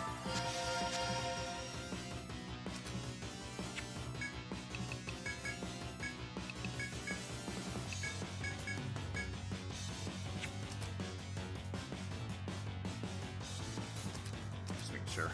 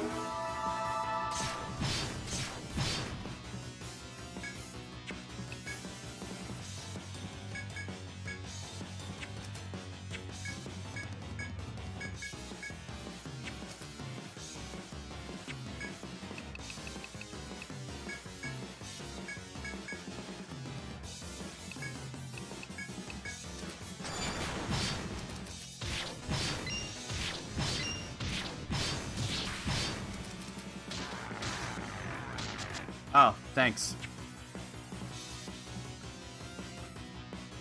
Well then.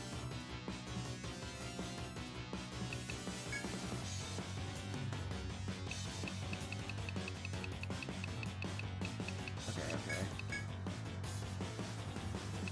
Alright, you can't.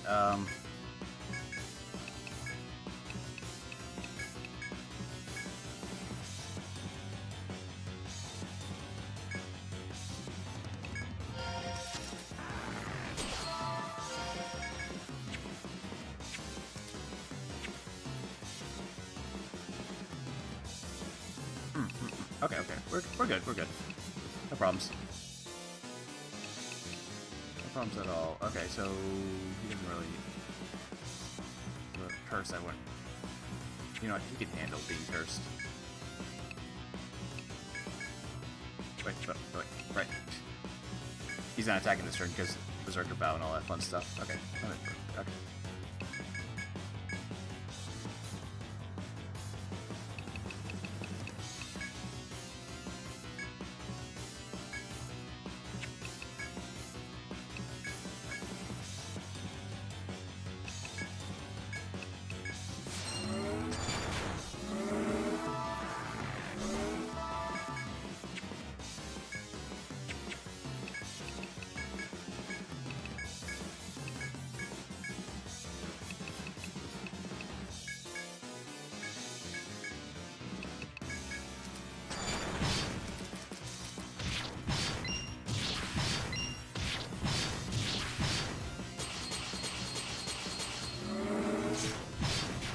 Yay!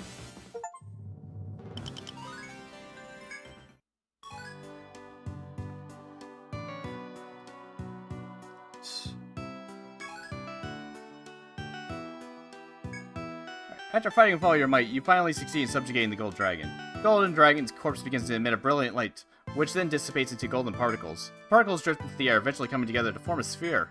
You reach out and touch the golden orb floating midair. A rush of limitless energy staggers you. You have learned a great deal by overcoming the dragon's ordeal. You leave with dignified steps. Gold Heart. Now we can be level 90.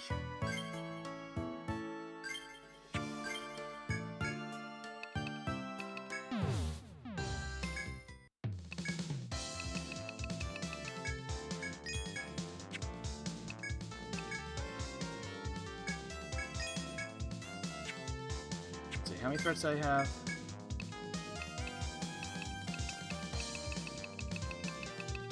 One, okay. Just quickly get a second one, just to be on the safe side.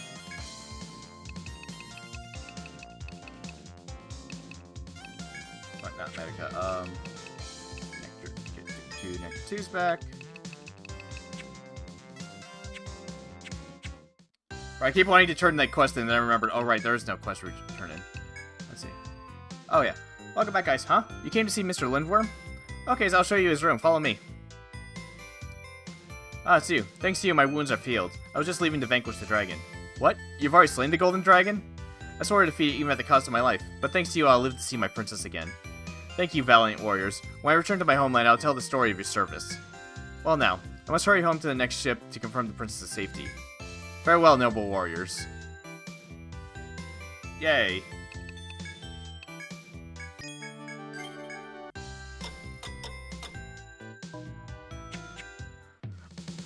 I really should, yeah, partially.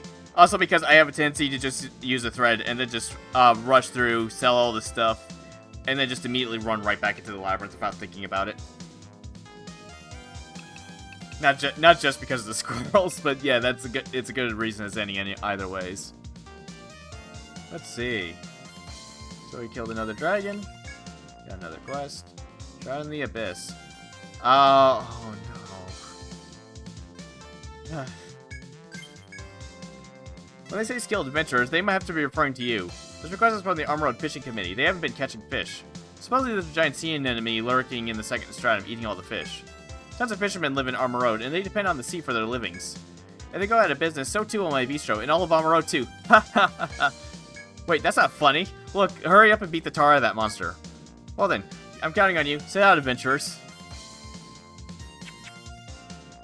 I don't like this boss. It's not fun. Okay. Ailments and binds the boss. With attacks that do more damage if you have ailments or binds. Or, well, at least ailments. And an instant death attack. That has a 1% chance of landing, but a 50% chance if you have a bind. I haven't watched it, but I did see it. Oh, let's see. The boss is resistant to physical attacks. It's very weak to elemental attacks, but its conditional is non-elemental.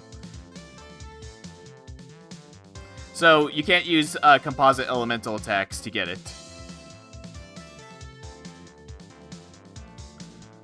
I mean, yeah, if I did it, though, you know, if you have execution without an elemental thing, then that'll just kill it just fine. It's probably the easiest way to get the conditionals for the last few bosses I fought. Anyways, let's see here. Oh, yeah. There's at least one thing I wanted to buy. I want to put that in Rhiannon. Because this boss likes headbinds. Yeah, poison and paralysis is its pierce move. Its heal move is strike damage.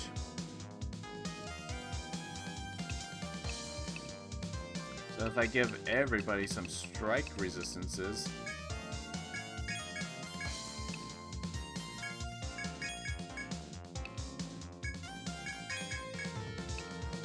So I'll at least cut down the strike damage by 50%. Oh right, she has that. That's funny. I forgot about that.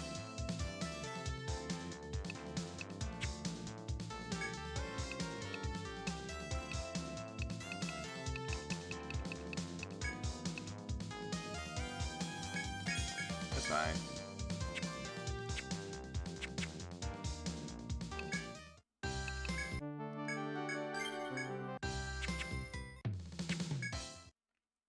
Oh, so I think I have a Sonic Dagger somewhere. Right, yeah, that would probably be a good idea, yeah.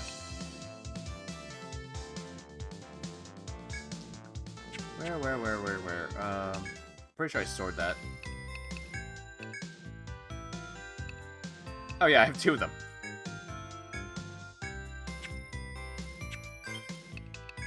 That should probably be what she should be having now, honestly. right, everybody else is not gonna be... Oh, right, right. What am I doing?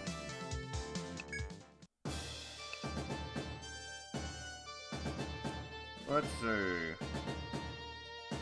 Break is not terribly helpful for this boss fight, unfortunately.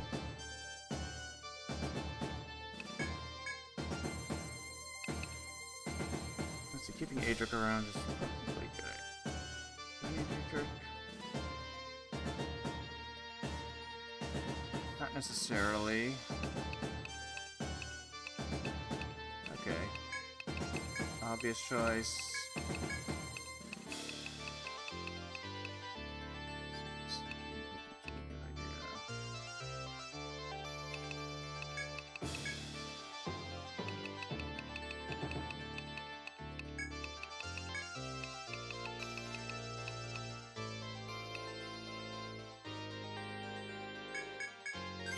Try this. Oh, he still has Pollux's records.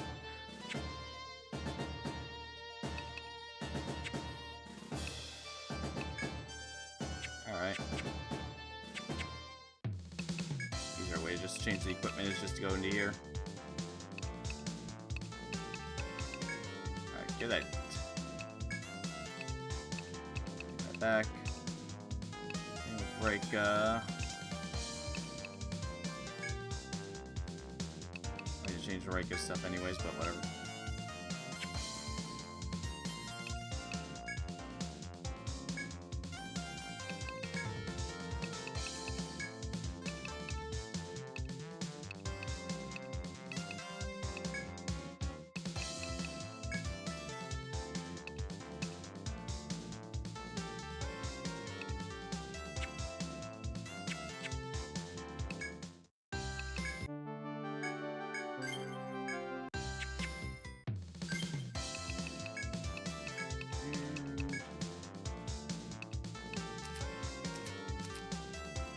The bot would have been helpful, but oh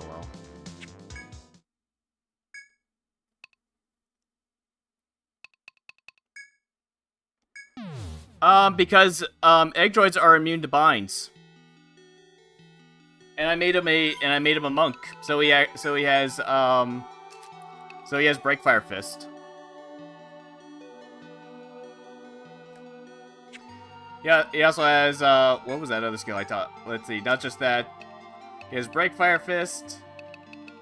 He has this maxed out, so every time he uses a skill, he regens 90 HP.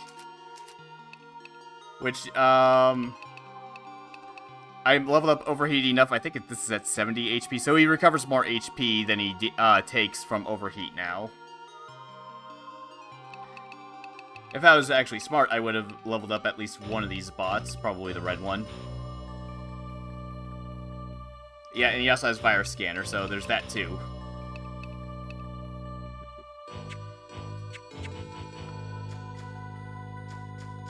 So he's actually great for this fight.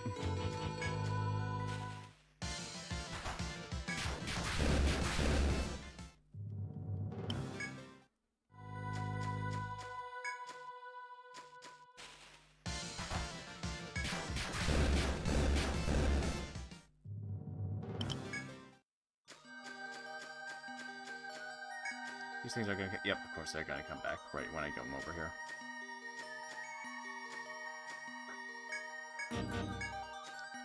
Not that big of a deal, but still.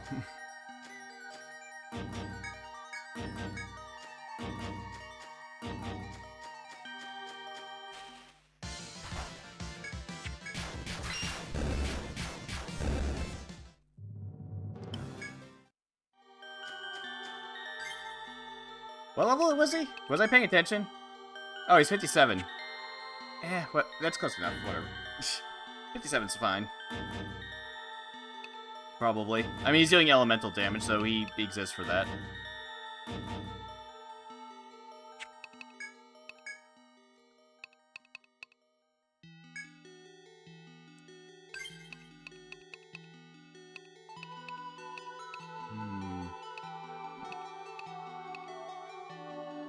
Still be good because Sora can basically use that whenever just to protect some of my party members here and there.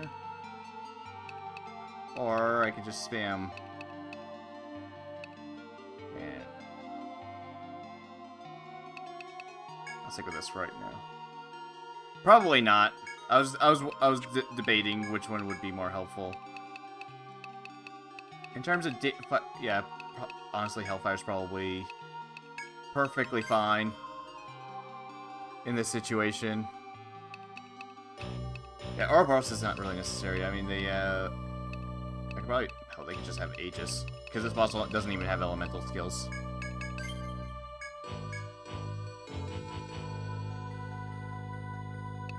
In terms of their tech stat, I mean, Rihanna has higher tech than he does, because I've been giving her a lot of because I've been giving her the imp books I found.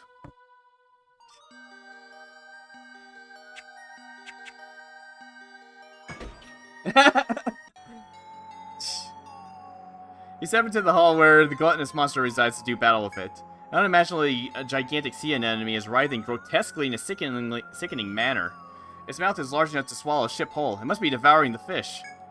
Take up arms and defeat the beast that is threatening the balance of nature in Armor Road.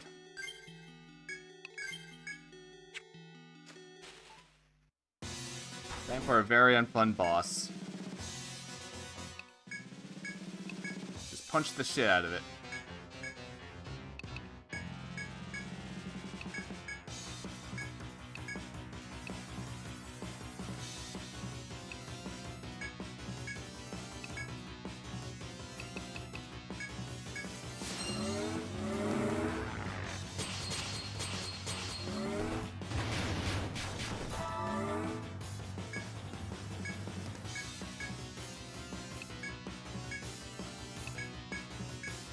Sword's not going to be doing that much damage.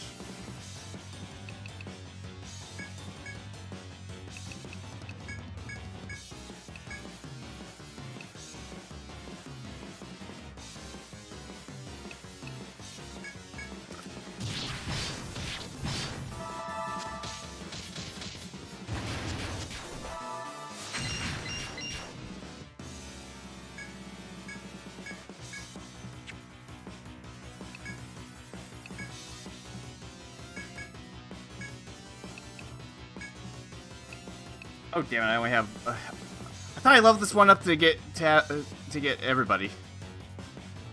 Okay, swap things around a bit. She obviously needs to do that. Okay, Sora. Okay, Faye, you're not doing much of anything, so.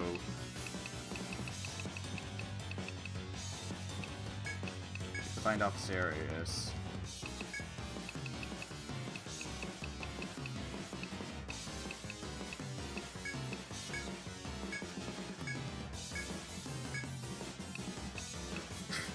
Fun as charging would do. It's not going to do much damage to this boss.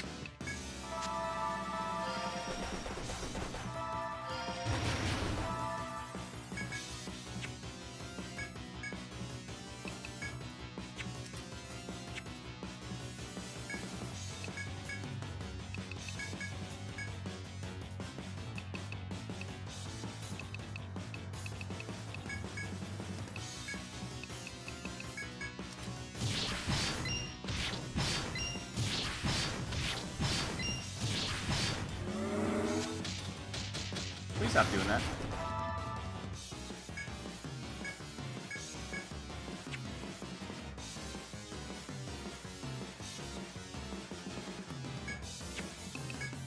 Oh shit.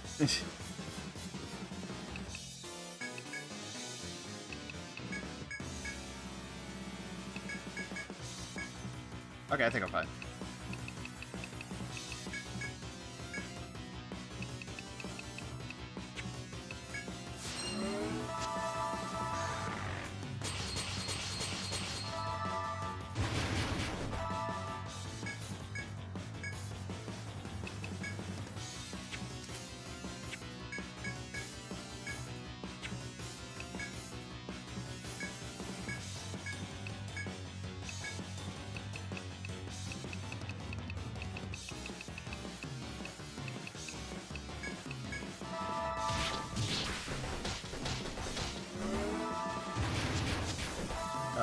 Shit. Okay.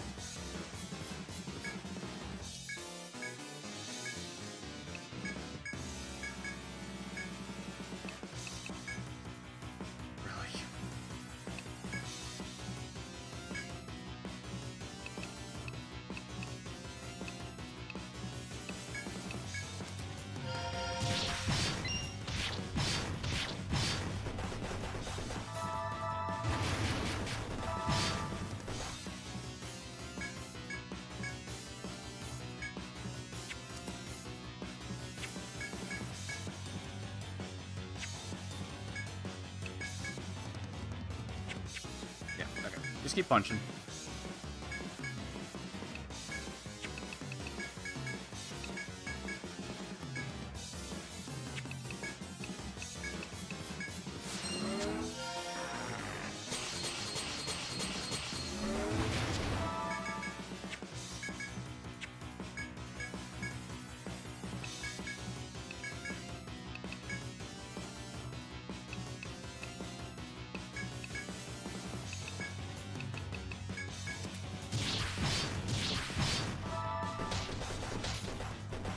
Oh, man.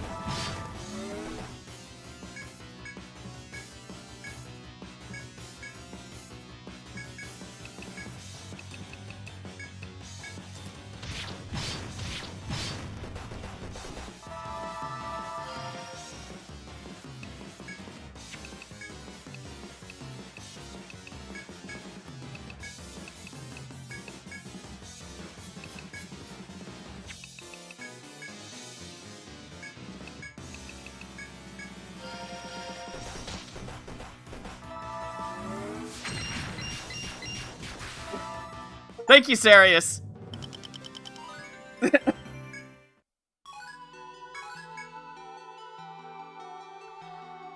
See, it was a good idea to bring him along.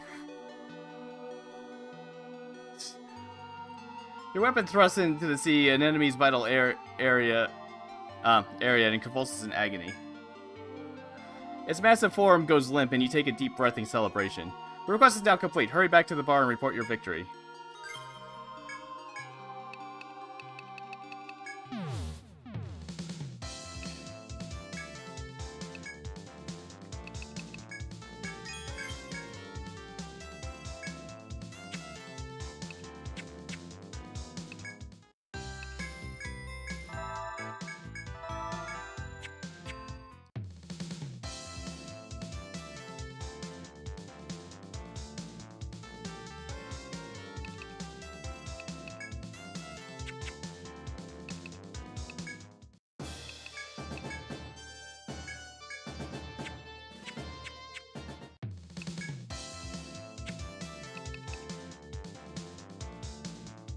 Yeah, even better.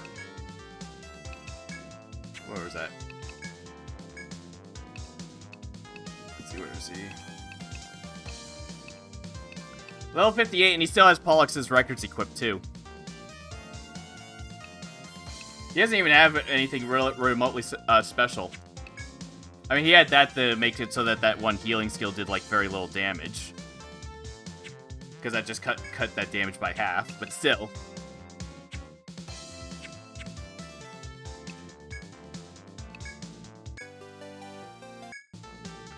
Welcome back to you.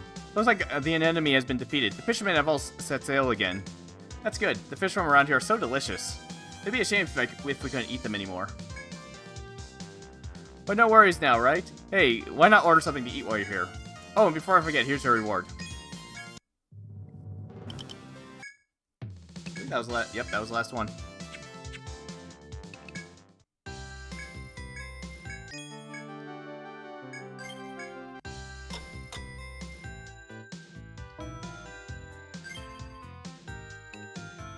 Yeah.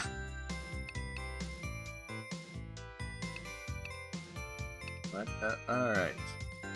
So, let's see. Last one we have to fight. Oh, I guess I can keep the bash charms because this dragon likes bash attacks. Should probably de-equip the ones from the other two.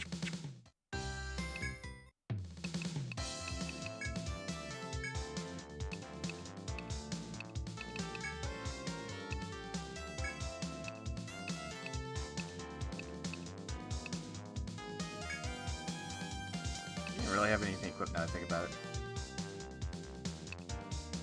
I guess you can have that. Okay.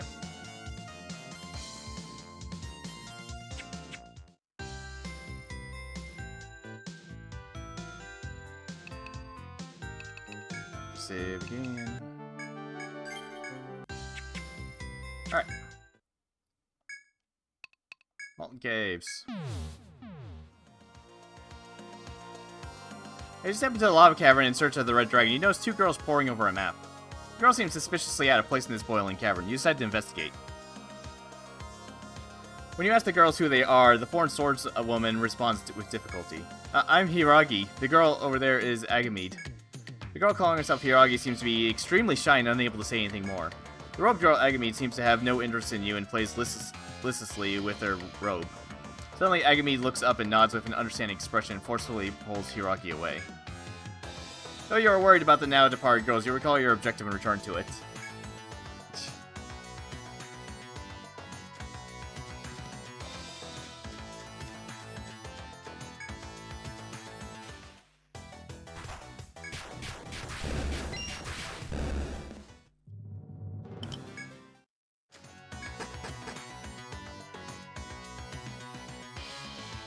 Alright, next floor.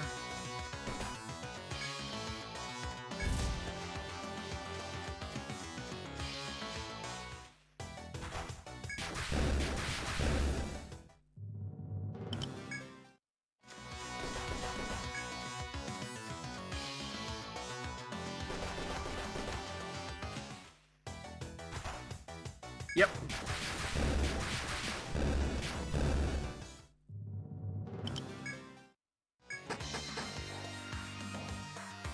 Alright, now we need to hit all the rocks in this area. Which they claim mark them all, so. As you walk down the narrow path in the lateral cavern, you find a thin rock jutting out. The decorated rock seems to have been driven by human hands and is precariously placed. Must be a stone sealing the red dragon which the guildmaster spoke of. If you have the courage, you may pull it out and free the red dragon. Yeah. Stone came loose more freely than expected. You're able to remove these. However, that doesn't seem to cause anything to happen. You decide to leave. After pulling out the first stone and sealing the dragon, you spot the two girls up ahead. You hail them, but Hiragi's speechless and too vague, and Agami is too disinterested to convey anything. As you scratch your head over the enigmatic pair, Agami suddenly claps her hands as if struck. She grabs hold of Hiragi's hand and pulls her deeper into the labyrinth. Unfortunately, I forgot to activate that shortcut, so I had to take the long one. Yep, I have to take the long route.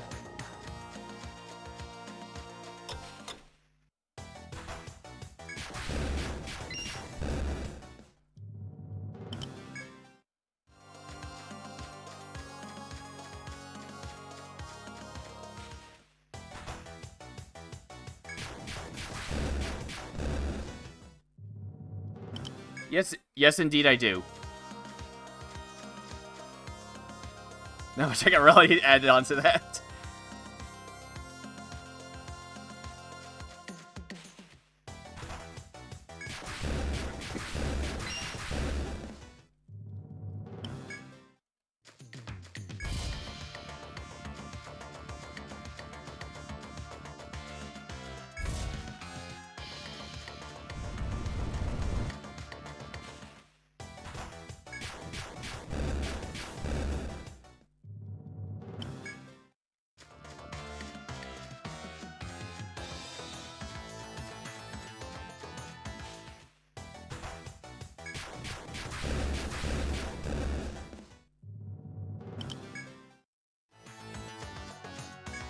As you walk down the narrow path of the lava cavern, you find a thin rock jutting out. The decorated rock seems to have been driven by human hands as precarious. Okay, same dialogue. Doesn't seem to have done anything. As you try to go, as you go about trying to break the red dragon seal, you encounter Hiragi and Agamede again. Hiragi's mumbling something as if trying to communicate, but you still cannot understand her. Judging by her expression and gestures, though, it could be that they also seek the red dragon. Agamede abruptly turns from playing with stones on the ground to you and speaks. Bingo. Without another word, Agamede drags Hiragi away by hand. See, last one is way down there.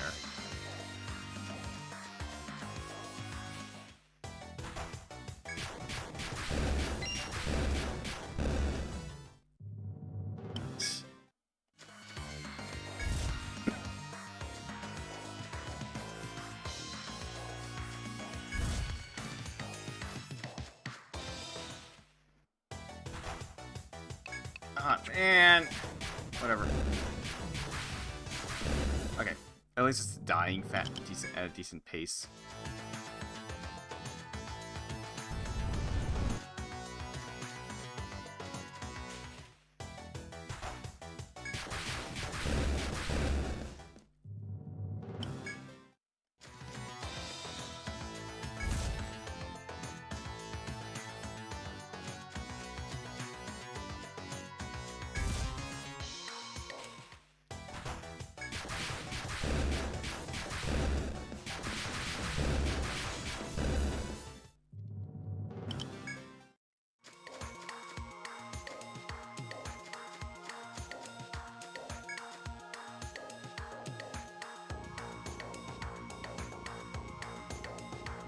Oh, would have been faster if I just took that thing.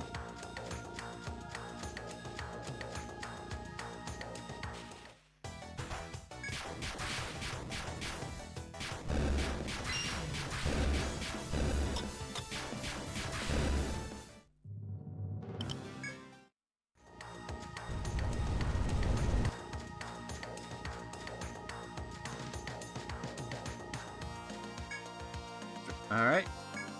Decorate rock.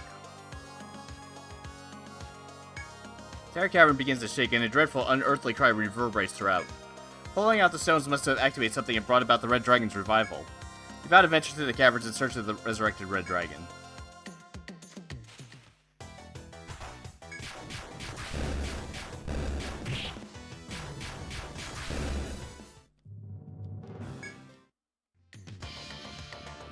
After pulling out all the stones, you move quickly through the caves to find the revived Red Dragon. Suddenly you come across Hiragi, trembling, crouched on the ground, Agamede looking on quietly. You ignore Agamede, wondering why Hiragi, terrified by the dragon's cry, does not notice you. Beside the Red Dragon takes precedence over the girls and hurry to your destination.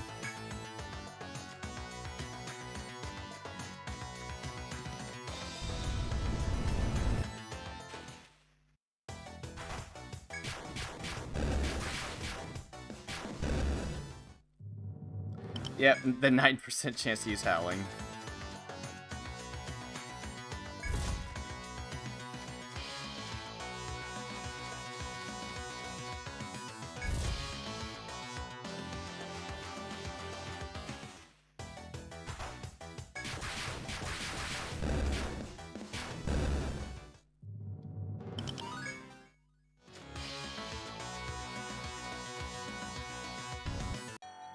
As soon as you step into the open area, a scorching blast of malign intent comes directly at you. You look toward its source to see a gigantic red dragon clad in crimson flames. It seems the seal was broken by the removal of the stones, and the red dragon has been revived. The red dragon seems to sense your reasons for being here and slowly rises to do battle. Take up your weapons and show your bravery against the living incarnation of flame before you.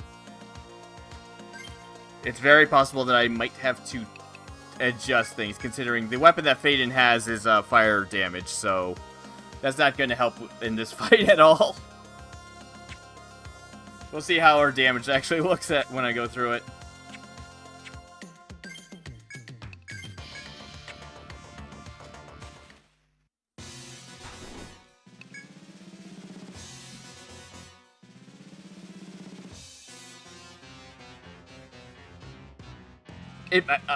I doubt it, but considering how all these dragons have resistance against physical attacks to 75%, meaning she's going to be doing like somewhere between 1 and 5 points of extra fire damage, something like that. Okay, let's hope it does its thing on this turn.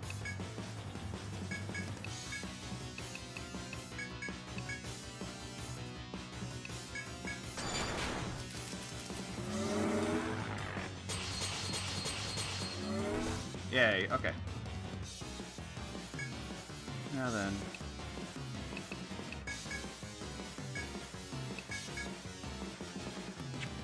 Yeah, okay, yeah, Nebo. Where's my...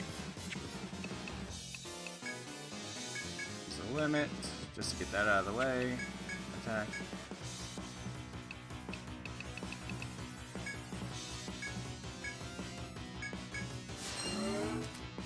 See how her damage is. Okay, she's still doing like not nearly as much, but she's doing around 500 points of damage. It's still decent, at least.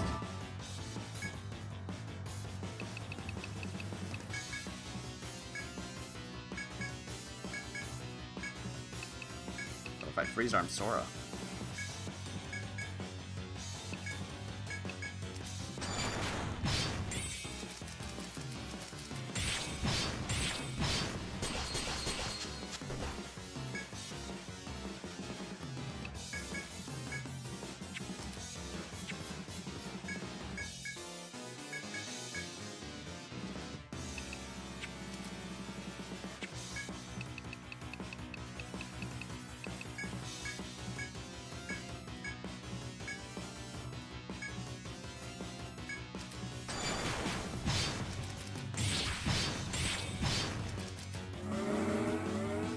Oh no, I don't like that.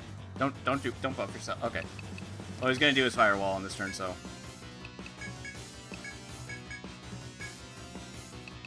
Get that shit off of you.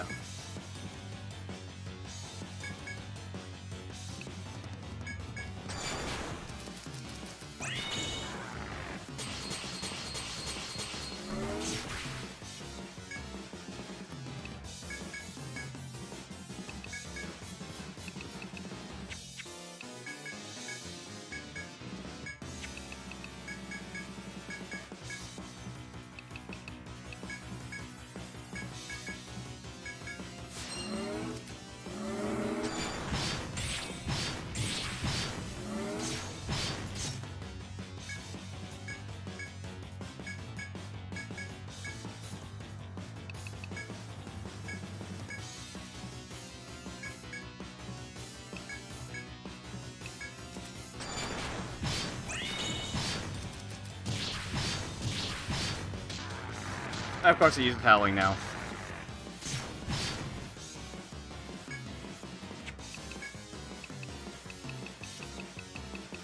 Okay.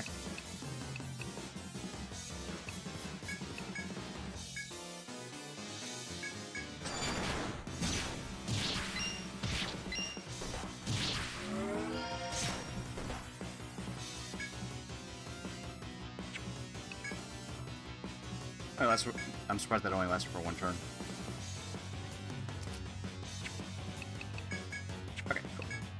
That's what I wanted to know.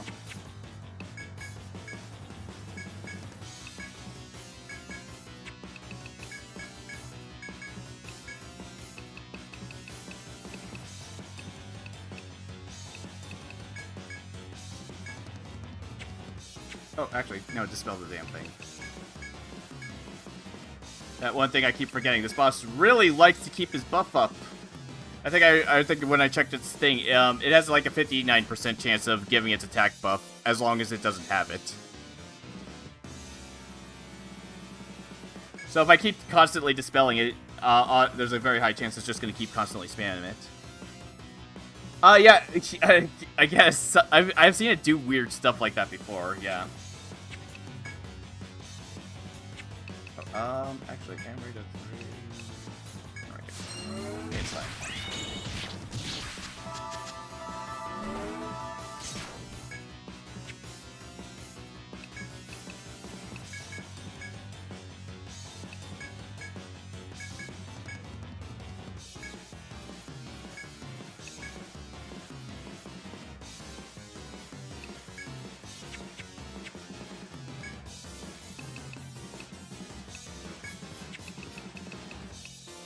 Order. Okay. I was thinking which one I wanted to do.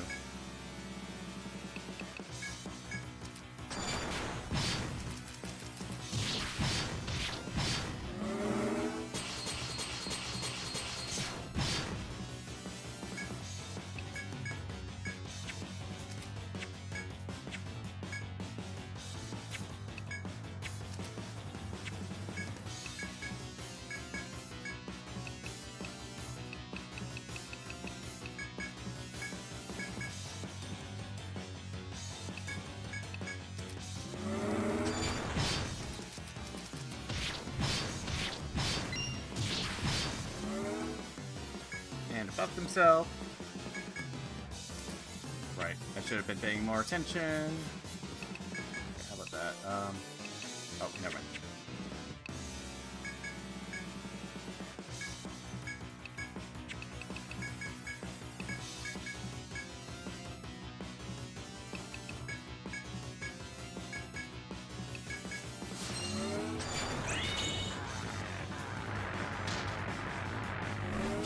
Of course, the healer's the one that gets confused.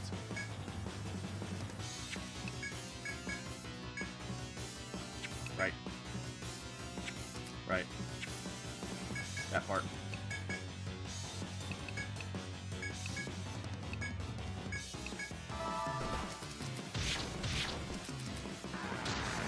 Oh, it did it again.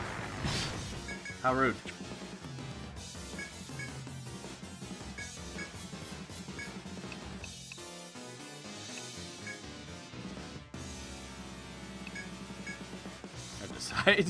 Which of the two?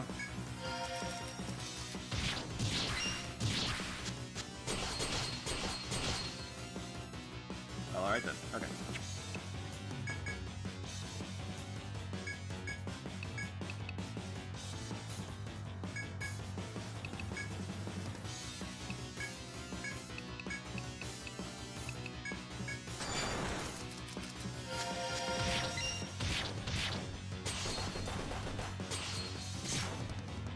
Wait, what? Wait, you used physical attack that turn? Oh, okay.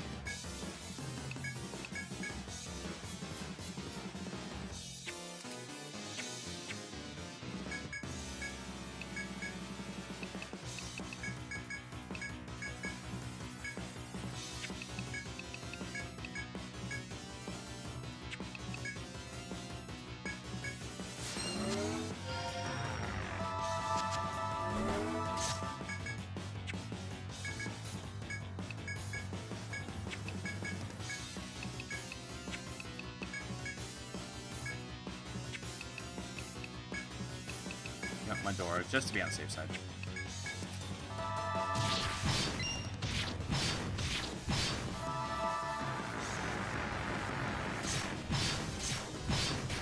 Okay, well, we got it anyways.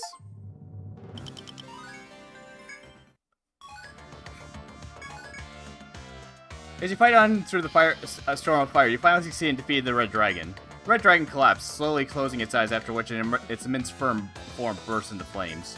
Those flames eventually coalesce into a solidified sphere. You reach out and grasp the orb that floats in midair. A rush of energy overwhelms you. Red Heart. 99. You've matured immensely as warriors as you turn to leave the battleground.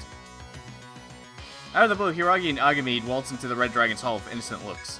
You gape at them, wondering if you'd get a coherent explanation for their presence if you asked. The pair are so incredulous in this hall that you can't help but ask why they're there. Hiragi points to you as she looks back and forth at the map, speaking excitedly at Agamede. The two of them pull a shovel from their pack and begin digging where the Red Dragon had been seated. What in the world could they be doing? Your curiosity forces you to ask about it. Hiragi then points to the red mark on her map to you. It seems to point out to this hall. You ask them where this map came from, but Hiragi's hesitant answer is circuitous and vague. Okay. She seems to mean that Agamede's father was an astrologer who drew the map on Elder's advice. The pair evidently followed the map to the Red Dragon, thinking it to be some sort of treasure. Astounded by their naivete, you tell them that the map shows not treasure but a dreadful beast. Agamede freezes, the shovel in her hands falling away before she slowly turns to face you. Eventually she seems to recognize that you are telling the truth, and begins packing to leave. One last time she draws the poor, befuddled Hiragi out of the Red Dragon's hall. Though the deadly battle's over, you feel more exhausted. You decide to leave this place.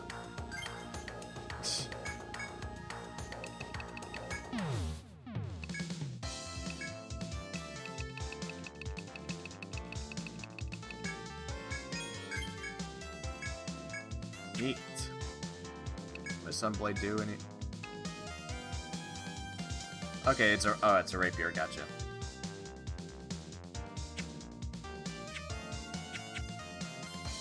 Shit.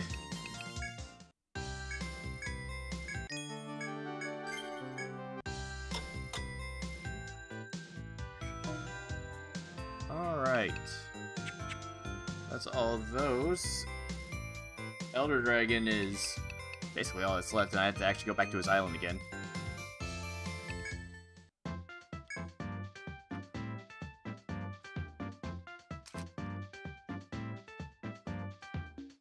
Okay, yeah, I was just trying to remember.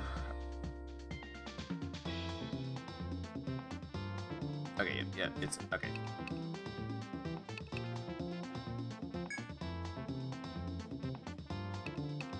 Fourth. Yeah, it probably is. I don't even remember what level I even was when I fought that. Now that I think about it, I don't even remember what level I was when I fought it on my original playthrough. I remember I fought... I think it might have been the boss I fought right before Abyssal God, which would have made me somewhere around level 80.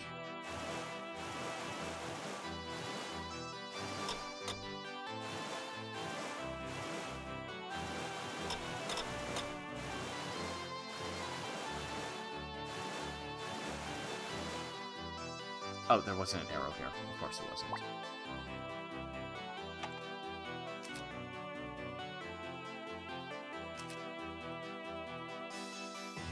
Okay.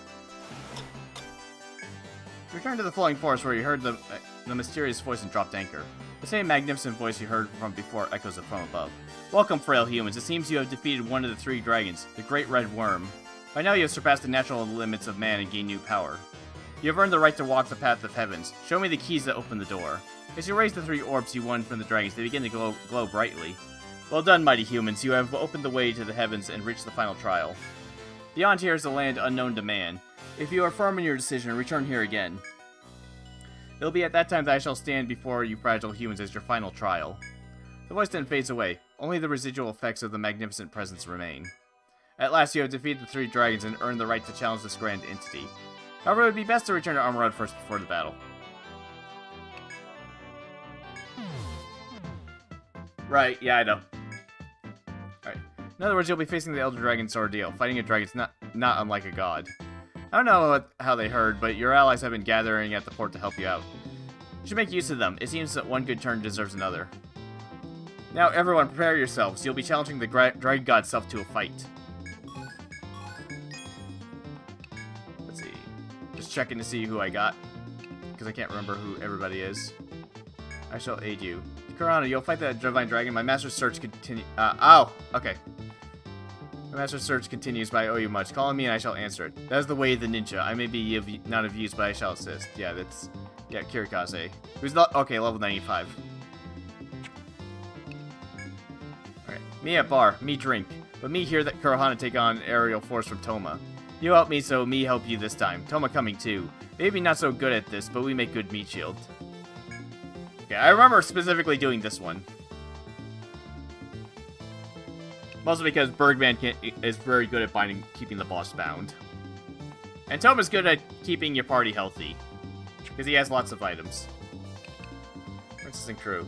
Here you are to challenge the Divine Dragon. Do you know the dragon slaying is a royal task? Besides, being helped all the time hurts my royal dignity, and the 2 I met at the harbor happen to feel the same. We will fight with you. Okay, yeah, yeah, the Princess Honor Guard.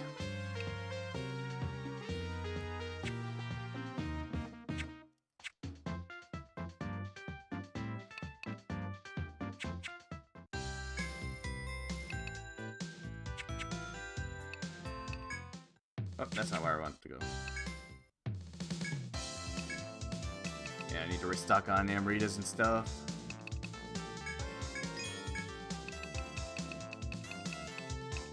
Let's see, what was I looking for? Oh yeah, Nectar 2s.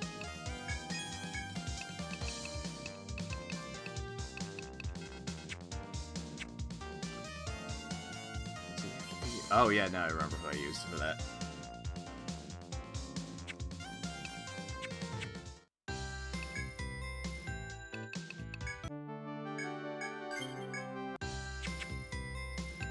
Alright, just to see, because I'm going to use... Just to give it a quick shot. I'll just use the 3 characters that I remembered using the first time I did this.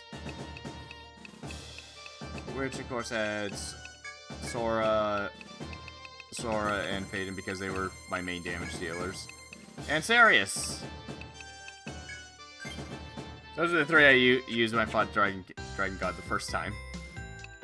Let's see how that goes. I'll probably die horribly, and then I'll just come back later. Alright, I can just save right here.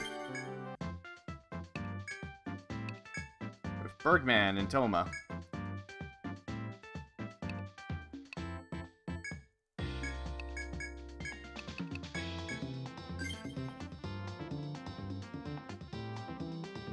Or I could do the silly thing and just throw in like a level 5 Lillian and curse it to death.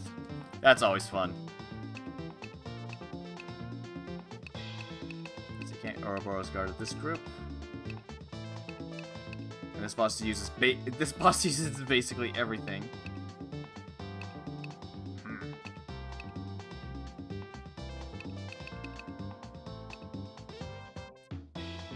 Where did I use Rant? I know Ceres was in the group.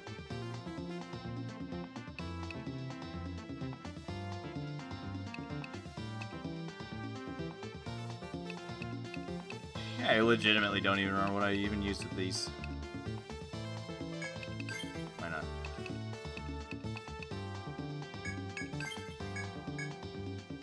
We'll see. I'm probably gonna die anyways, but whatever. Exactly. As you guide the ship toward the aerial force, you disembark at the foot of the Pillar of Light. As you gaze toward the heavens of determination, a voice echoes throughout the area in response. It is the Elder's voice, master of the aerial force. Its low, dignified tone shakes the air. Congratulations are in order. You have arrived here without succumbing to fear, weak humans. We dragons are ever your bitter enemies. We are the embodiment of fear, an ordeal spanning of all time. And now the Elder Dragon God stands as your final test. Such is our conflict's unwritten law. No more words are necessary. Take up your weapons, warriors. Face this final ordeal. The dignified voice bellows into a roar, and its godlike aura turns deadly as it descends from above. You draw your weapons, driven by great purpose, and dart toward the heavenly Pillar of Light. Okay. So, yeah. Boss is already completely bound, because that's its gimmick. This is the only enemy in the game that's not affected by the accumulative, the accumulative resistance or whatever. Basically, its resistances do not increase when the binds wear off. Because that would completely ruin this entire fight, because Headbind is needed to make it not do its big nuke move that kills your entire party. Armbind halves the damage of all of its attacks, because all of its attacks are strength-based. And Legbind makes it Legbind because the boss has a 50% resistance to everything. The Legbind sets it back up to 100%. Because that's just nice.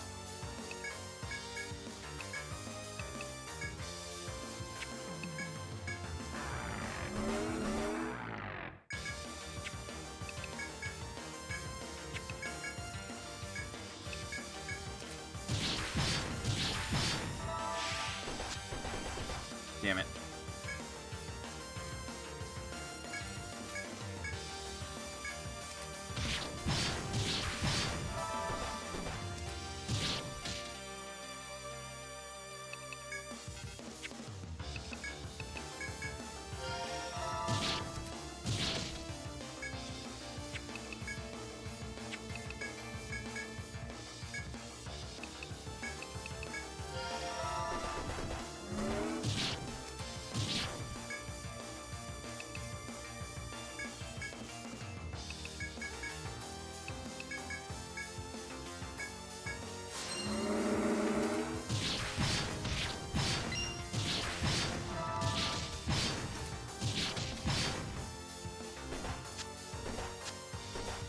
Please stop killing Ceres.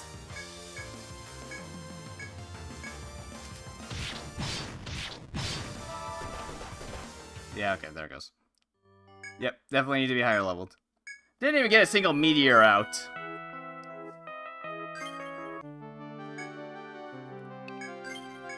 That's how I killed him last time.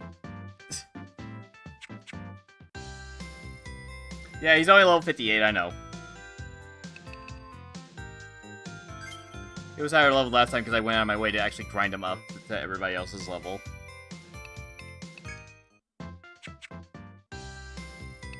Okay, so that fight I'm going to need to level up a bit before I can come back to it, probably.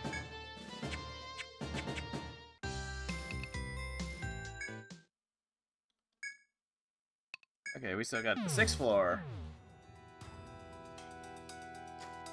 Fifth floor, whatever. The last floor of this place to still go through.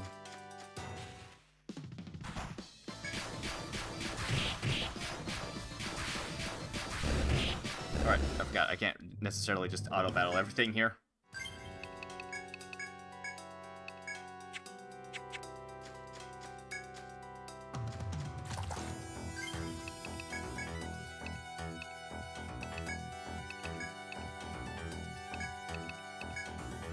Oh, right.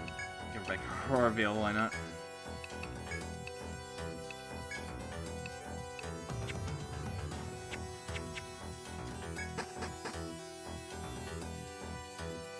My guild card, last I checked, was doing pretty well. My exploration's still at 89%. Let's see. Got all the ship stuff. Every quest. Still need to get all the chests, but I believe the last chests are on the last floor since I haven't done anything there yet. Same with Monster Compendium, because that includes bosses. one boss and one FOE I haven't fought yet.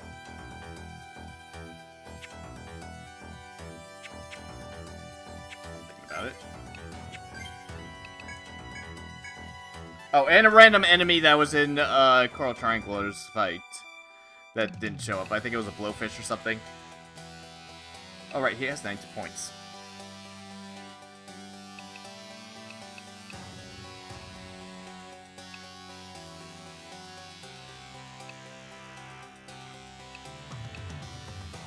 These are both roughly about the same, so... Okay, Right, because I couldn't take a give her points too. Increase her HP.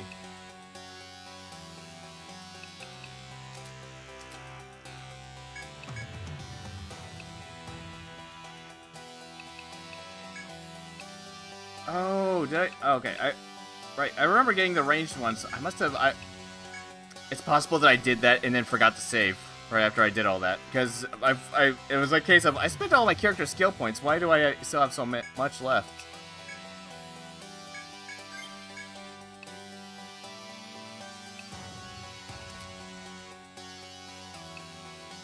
Rick is gonna switch classes sooner or later, anyways. Well, her secondary class is gonna switch, so she can be a Zodiac, just so I can have triple elemental coverage during some of Abyssal God's more troublesome phases.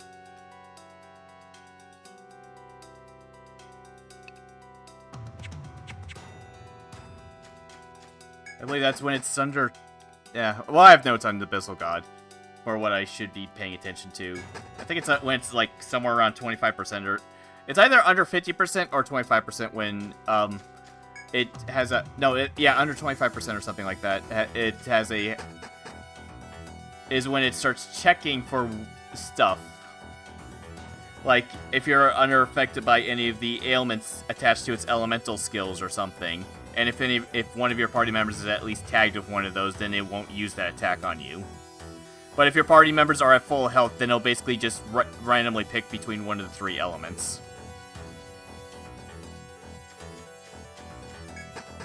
Because the other two stipulations are, it'll use one of its physical moves if at least one of your party members is under 99% HP, and it'll use the other one if they're under 75. If someone's under 75.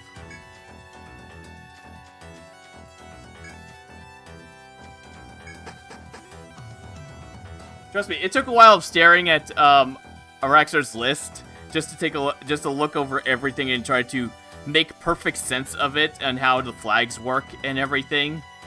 Like, because a lot of the stuff is, if flag 1 is flipped and under 50% HP, then do this. And a bunch of other stuff like that. As well as what attacks actually disable the flags and everything, and making a good list of a general strategy of how to go about it. Anyways, I gotta explore this floor. This is a slimy room.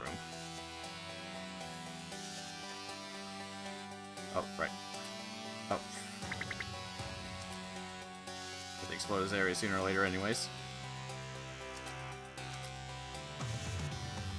This is the floor where we get to see all the gimmicks that we've been dealing with in this stratum so far.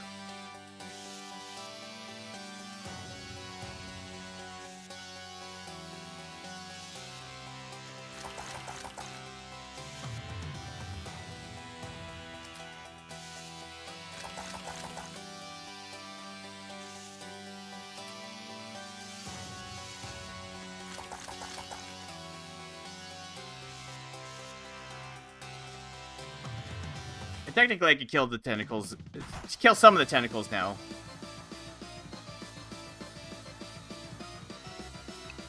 I don't remember much of what this thing did. Oh, right, that thing legs aches, that's right. This thing was a pain in the ass to get its drops, because the thing I didn't realize about this thing is that if it's not disabled, I believe if it's not paralyzed or confused, or asleep, probably. When you take it to 0 HP, it just turns into an egg. And the only ways to get its drops are to get it with petrification or instant death. To prevent it from... Unless you try to prevent it from turning into an egg. So all I did was just, so yeah, my simple strategy was just, Rhiannon used Knighthood on somebody, they tossed the Formaldehyde, then Reika just used Izuna. That was probably the easiest way to get that.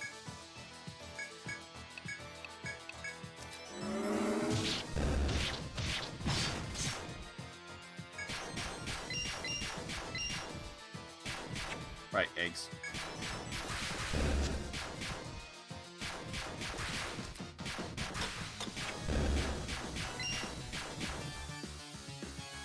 Sure.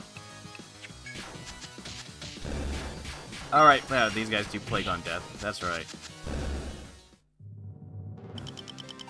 Man, I had to grind a bunch of those to get some of those accessories.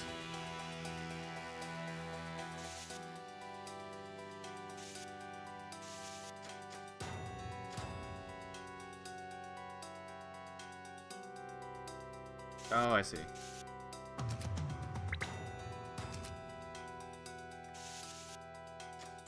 Yeah, that's what I thought. Okay. Couldn't see that from over here.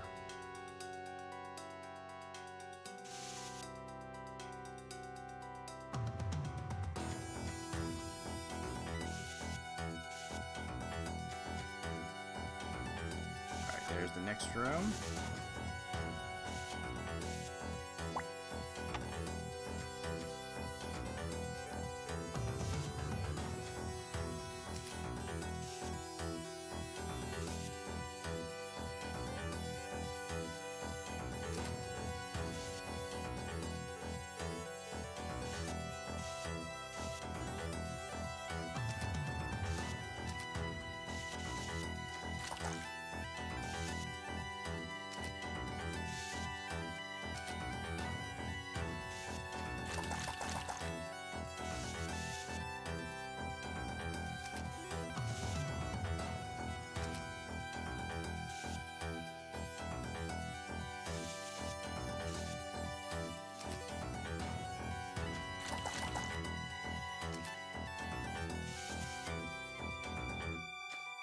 Oh, of course. Okay. Yeah.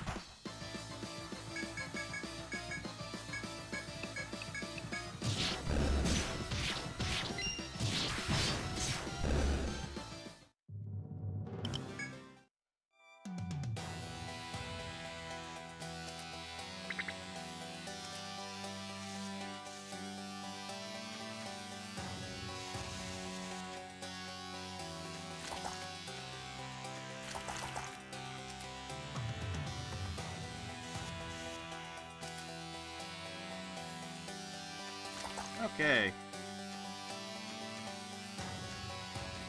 I can at least kill one of these to get into the compendium. I believe these things respawn after 7... Wait, yeah, 7 days, because like every other FOE. What am I thinking? And considering how I do plan to kill... I have to kill multiple dragons, and basically I have to kill every single one of those bosses I just did again, just to get their conditional drops. Except for Red Dragon, where I have to kill him normally, so I can get more of his damn scales. Because damn it, I want to get a Dragon's Bane for Faden. The sword I'm using on her right now, the Collab Bulge, like, this was what I used on her in my first playthrough. And I would like to get 4 more Fire Forges, thank you. It would make Abyssal God a bit less of a pain in the ass. Even if she was doing, like, about, what, like, somewhere around 1,000 damage per hit, or something like that, when she was actually doing damage. Something like that. It might be shorter. I remember I remember them having a short respawn timer. Yeah, okay, it's 3 days figured. So yeah, considering how I'm killing all those things, there's no point in killing all of them, but I can at least get at least one of them in my compendium, just to get it out of the way. And I actually do have to kill this damn... I don't believe these things... I don't actually remember if these things can even attack. They can't... I know they can summon the vampire tree things. So it's not like I need...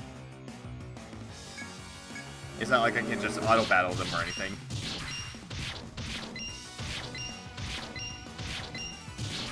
Sora, why can't you get that many hits on most bosses? Okay, well, it's almost dead already. I forgot these things have, like, next to no HP.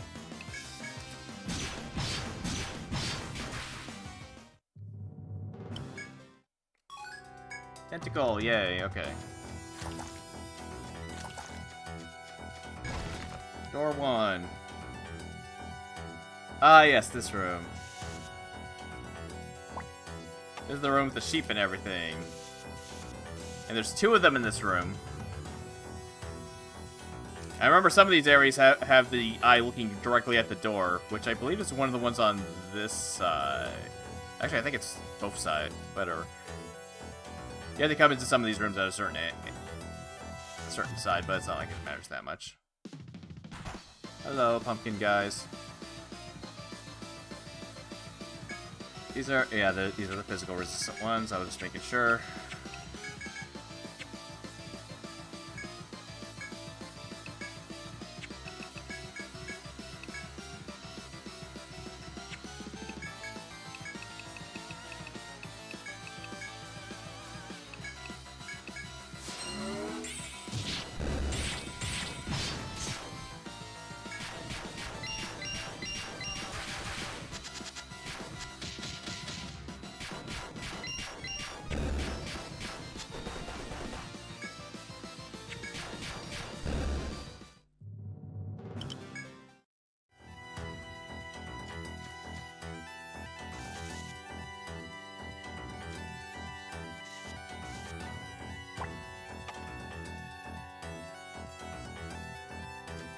Oh, no. This is the... Okay, this is that room. I see.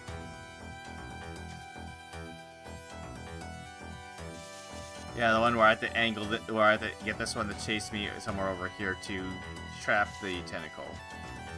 I'm thinking of the room right above me.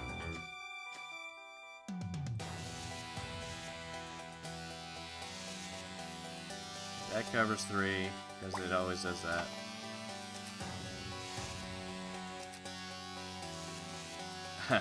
Funny.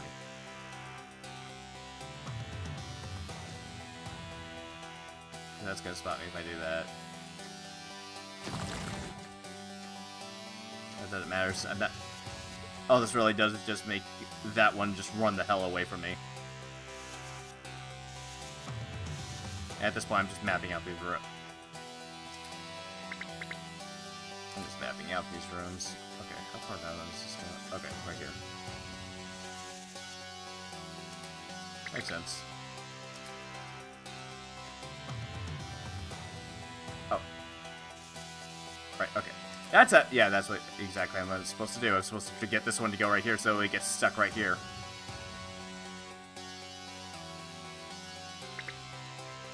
Alright then. Oh.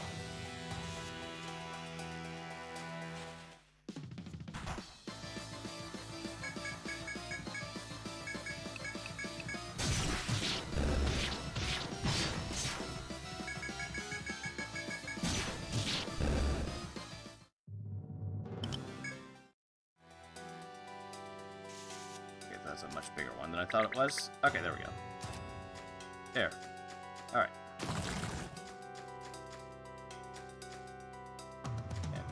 Yeah, these things move two spaces per every one.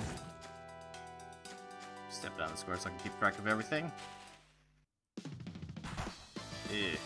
Oh yeah, those are the ones that are not resistant to physical.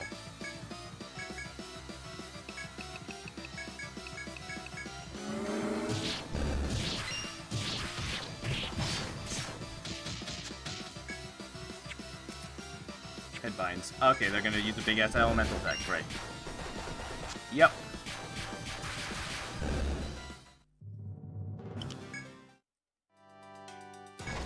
Next. Yep, this is one of the rooms where you get spotted immediately if you come in from this door.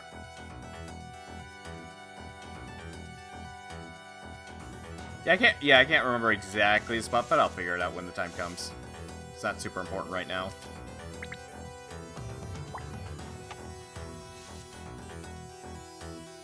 Alright, yeah, there's a bunch of sheep in this room. I was just thinking about that for a second.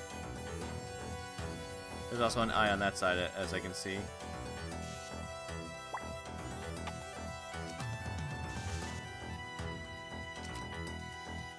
Which means it has to be like that. It would not be surprising if there's one on both those sides, too. Hello.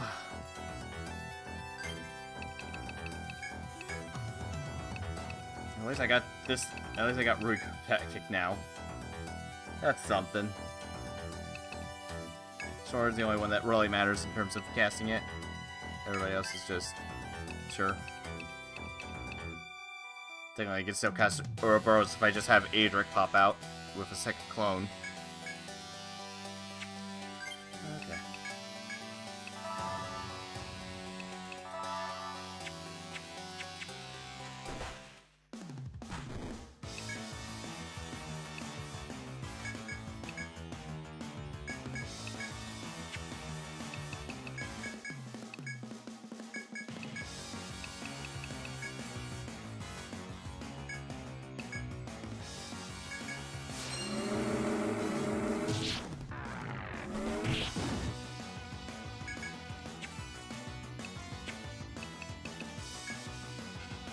Oh, okay, guess not.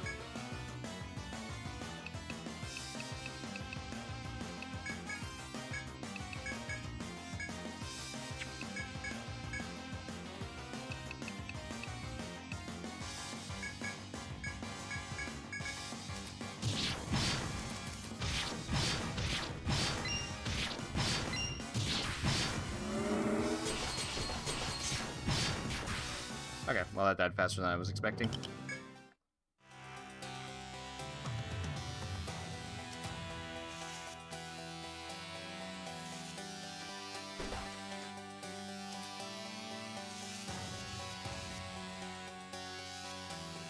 Yeah, I thought so. Okay.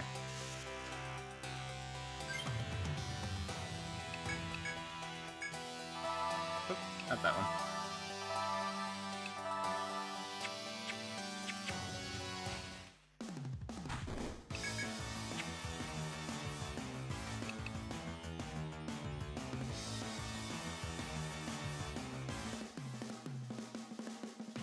Let's see. Alright,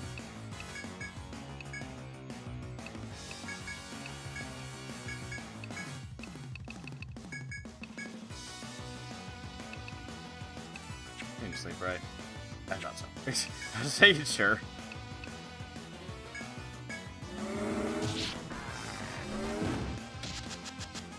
Right, petrification, that's what it did. That's right.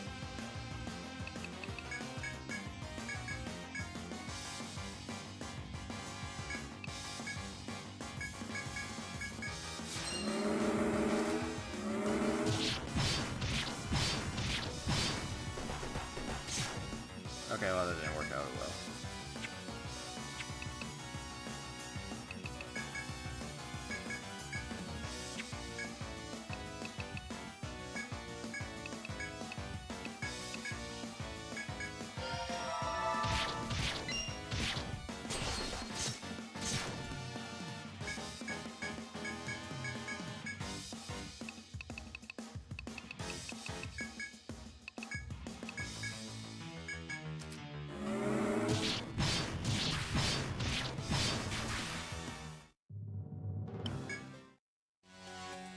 Alright, now I'm free to explore this room, because I think that there's only two in here. Whoops.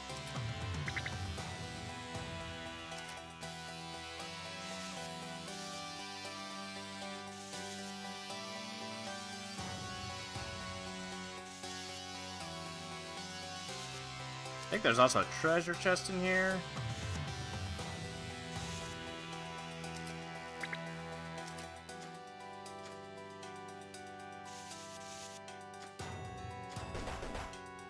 Yep, thought so.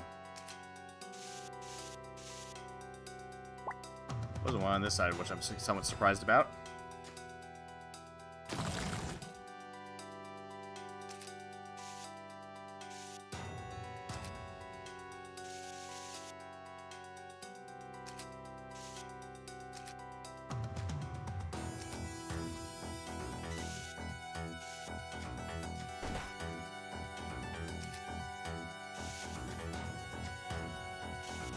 There we go.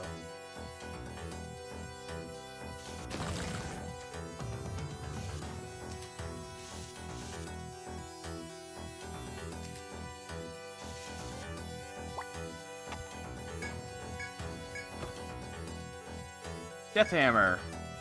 Not terribly useful, but okay.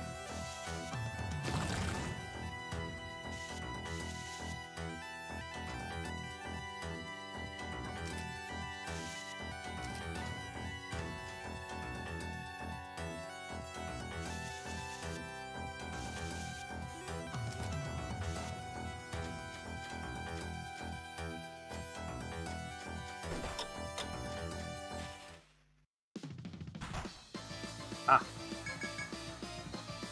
That's a lot of exploding rabbits.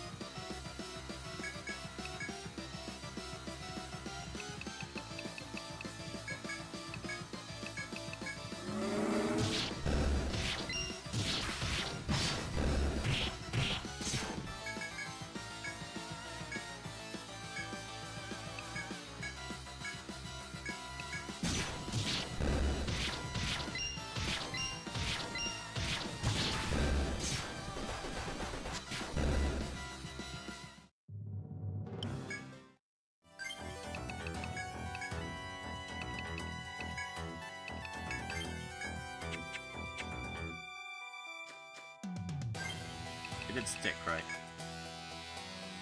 Okay, that's what I thought. There.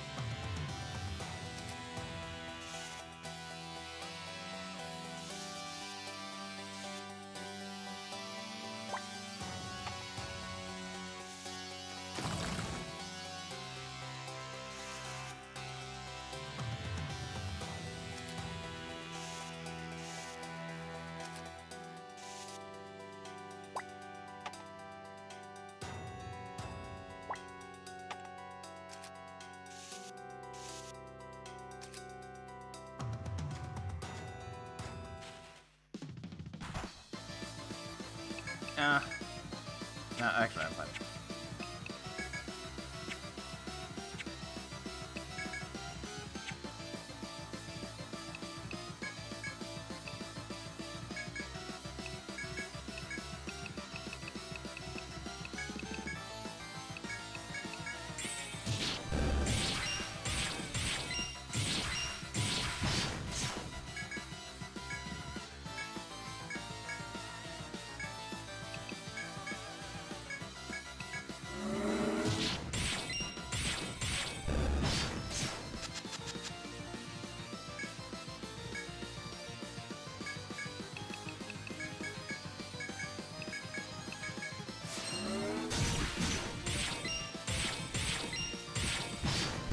Damn it.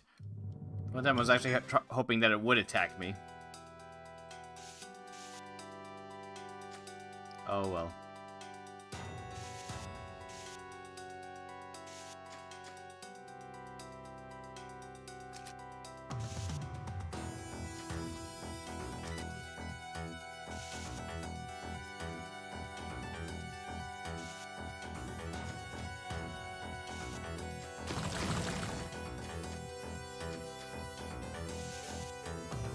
Huh.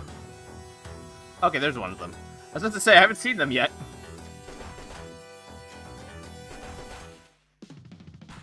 Okay, they're definitely both in that corner now. Like I can tell because where one of them's sitting.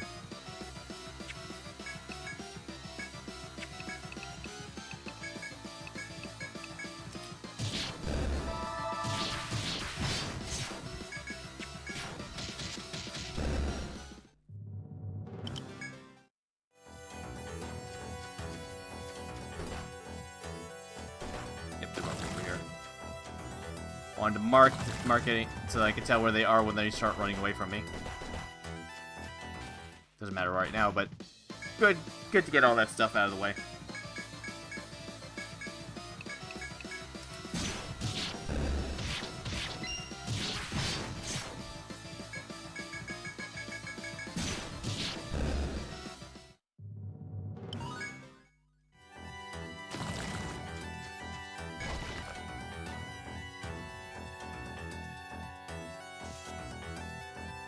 Okay, this is the big metal room. Should be like a gather... Oh, not there. Could be a gather spot or something in here.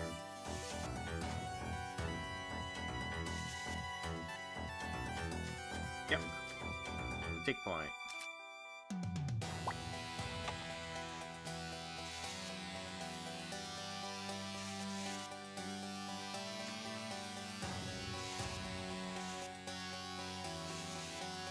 Oh. Multiple points. Got to come back here for, like, Emery to 3s and stuff. Let's do it.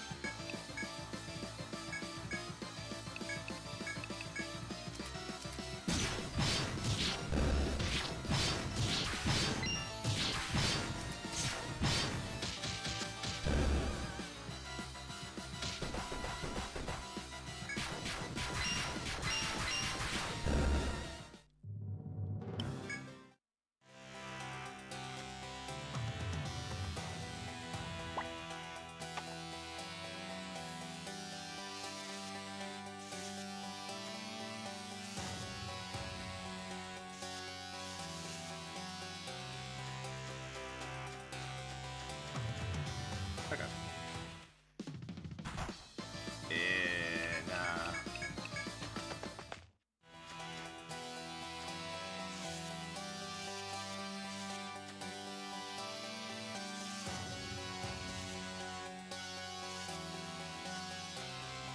Yep, that's what I thought. Yep.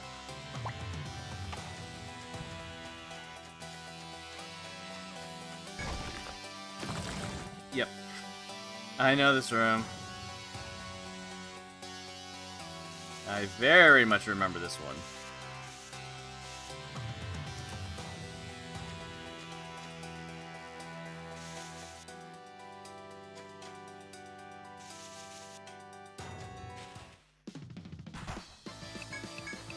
Leave me alone, I'm mapping.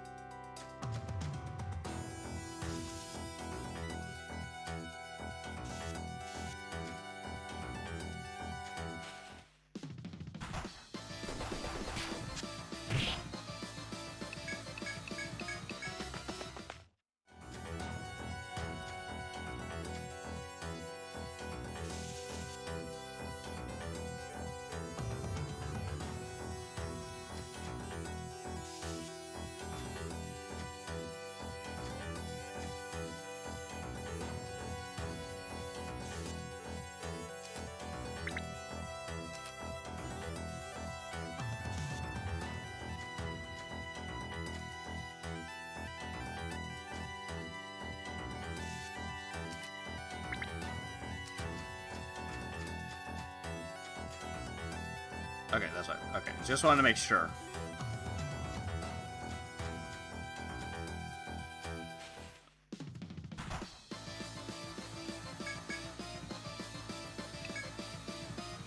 Screw it, whatever.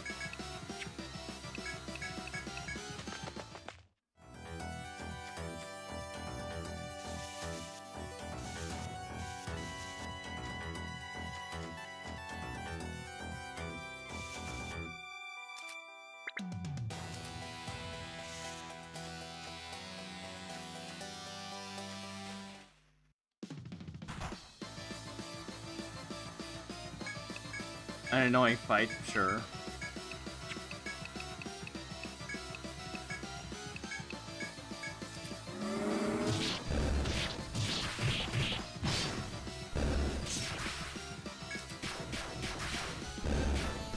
I like how it swapped Reka back and forth between the rows.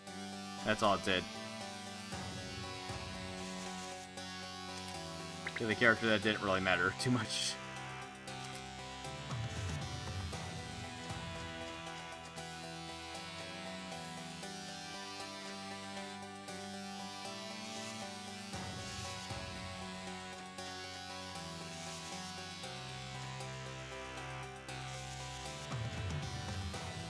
Nope, that's one more.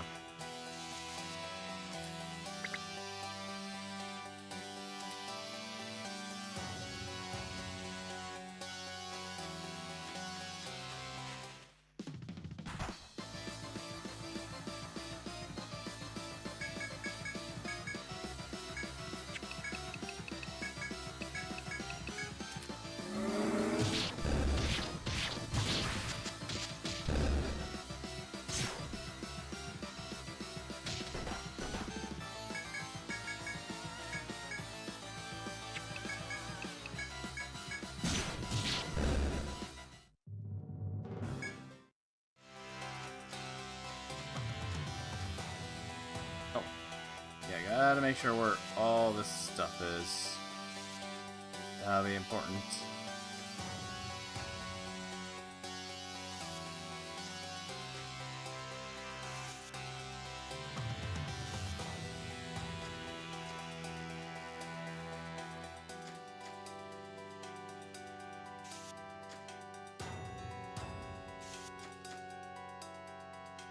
Oh, there's one of them.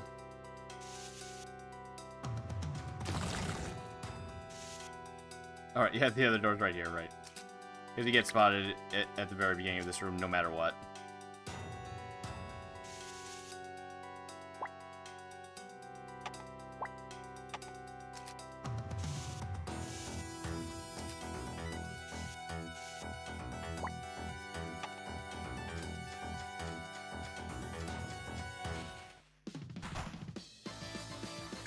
These are the... yeah, okay.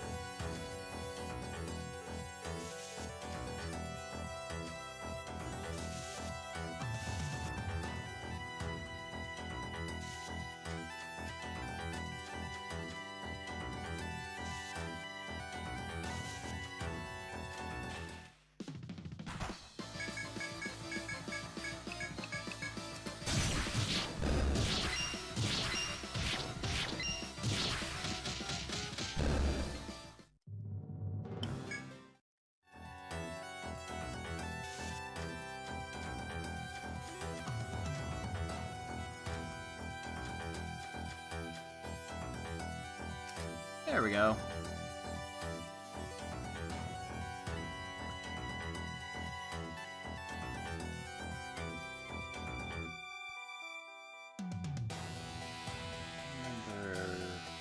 Wasn't there?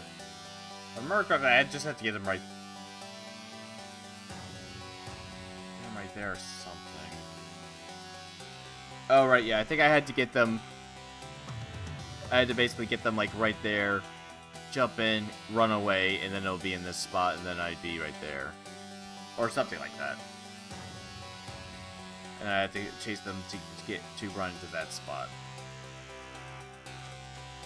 I mean, I recorded doing it before, so all I have to do is just look and see exactly what I did before. Oh, 3 pumpkin brothers. No.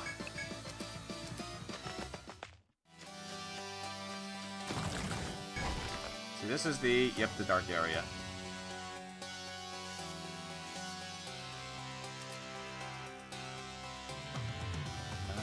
Let's see.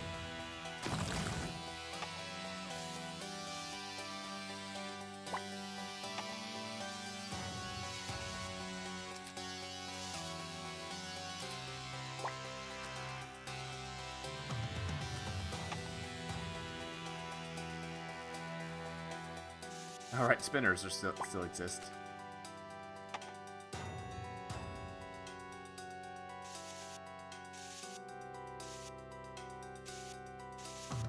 What do we got? Okay, 3.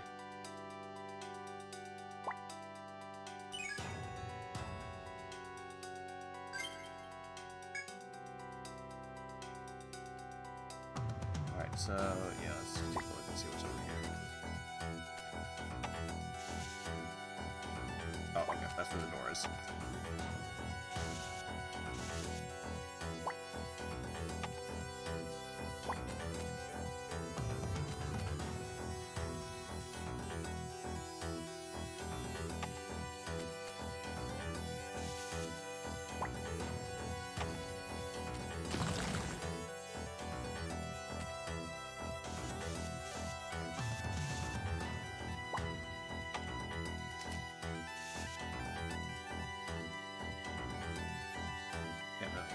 Okay. Just making sure.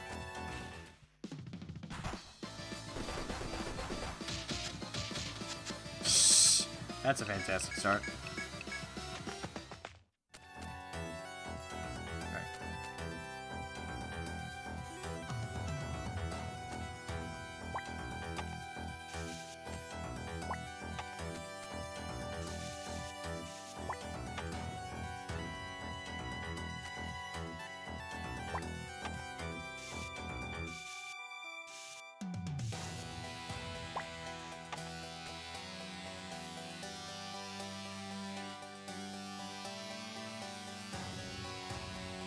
I could have just gone left once, but whatever.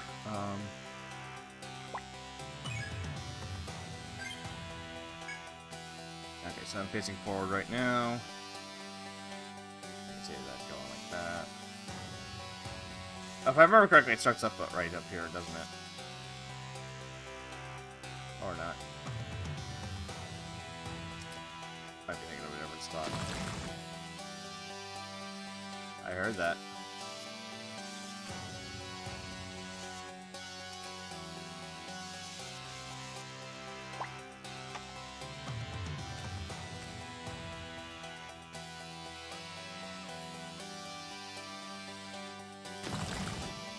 Funny.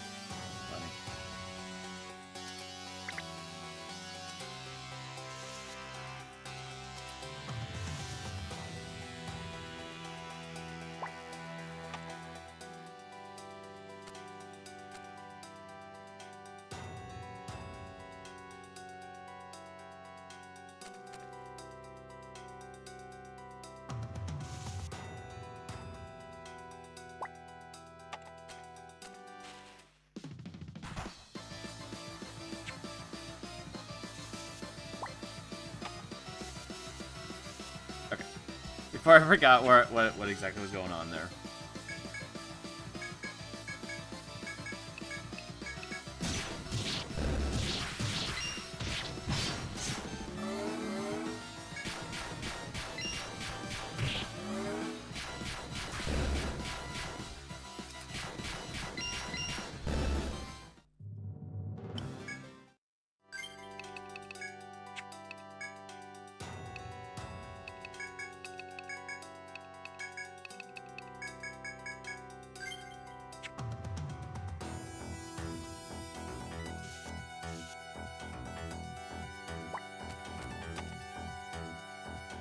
Okay, yep, it's in this area. This is the circular area I was thinking about. Yeah, it should be in this area constantly running away from me.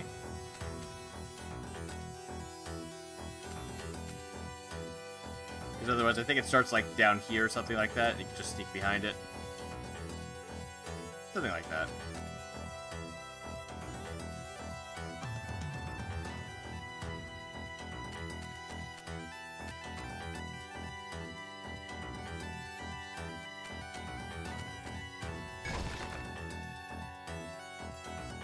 Okay.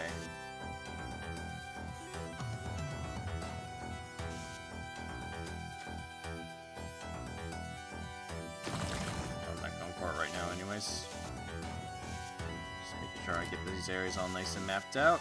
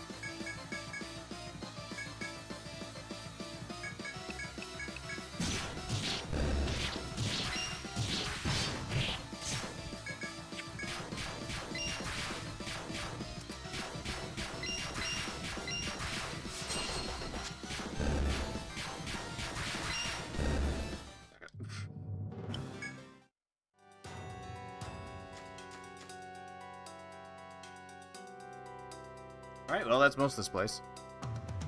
Except for the big-ass giant middle room. Wait, that's not what I was going to check. What's my guild card looking at now? Wait, why is it still 89.43?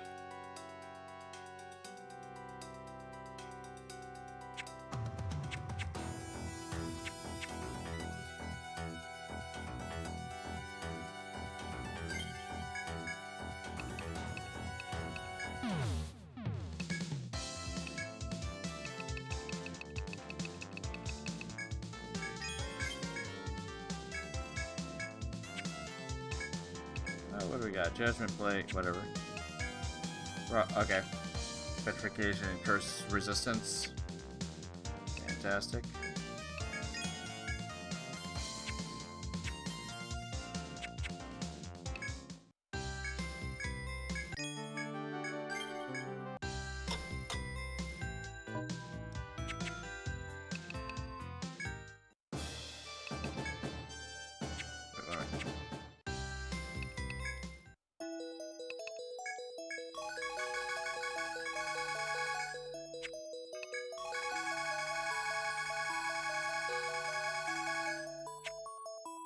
Alright. So to my knowledge, I got all these little enemies. All I should be missing at this point is Abyssal God. Oh, and like one random other enemy.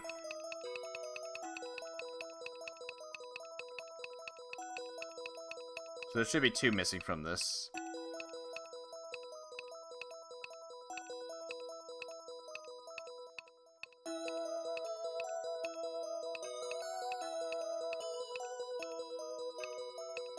These are quest enemies, FOEs.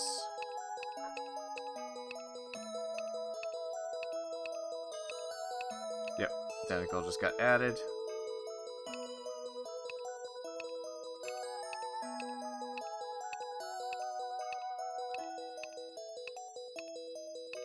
Yep, one of the things from this guy's quest.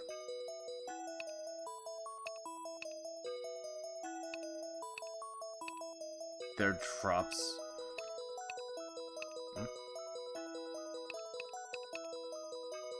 Oh, right. Wait, King Pan. Oh, I didn't kill King Penguin's minions at all? Guess I didn't think about that, huh? I gotta go do that too. Wait, what? Oh, right. A Dragon Elder, right. Never mind. Right, that one's missing too. Does it say what the hell could be missing there?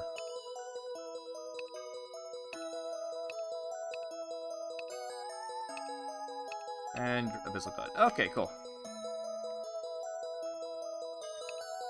Mostly conditional drops except for this guy. I need his normal drop just to make a sword.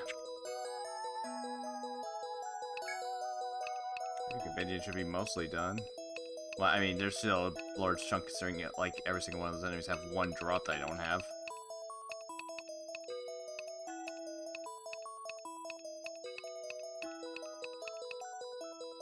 Yeah.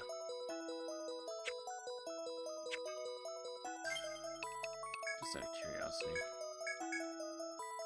Oh, okay. Okay. Compendium is part of the Explored. Okay. That explains a lot. I thought that entirely had to do with my map. That explains why it hadn't moved in a while. Okay, so we just have quests and all the sea stuff.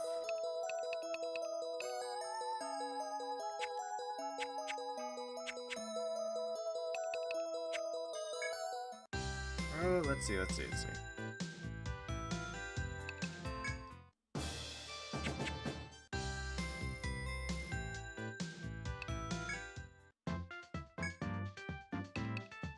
that.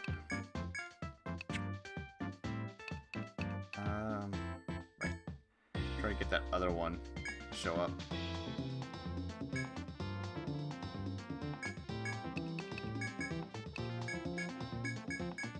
Just need to stall a little bit.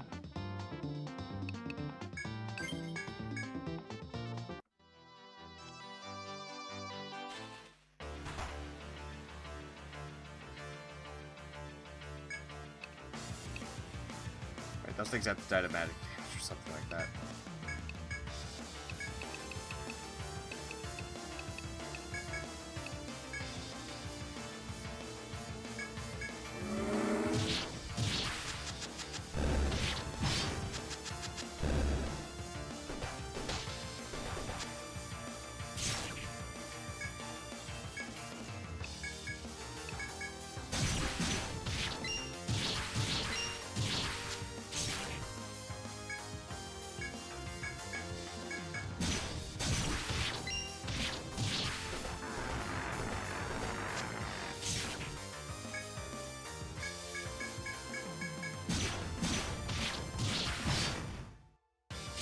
Oh, why'd you summon the other ones? Rude.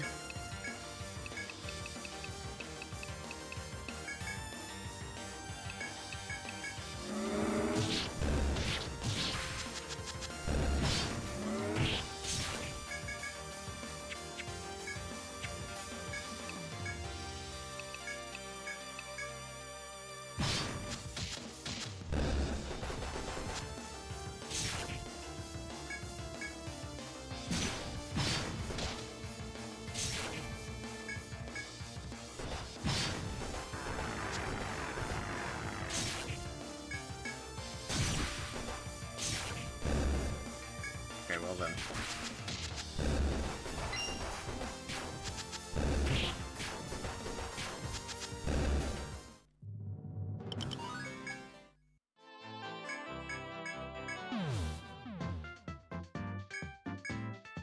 Why didn't you call its friends? Alright, lowers armor. Right. What does that do? HP, gotcha. Does have... Crap. Or am I thinking of a different boss?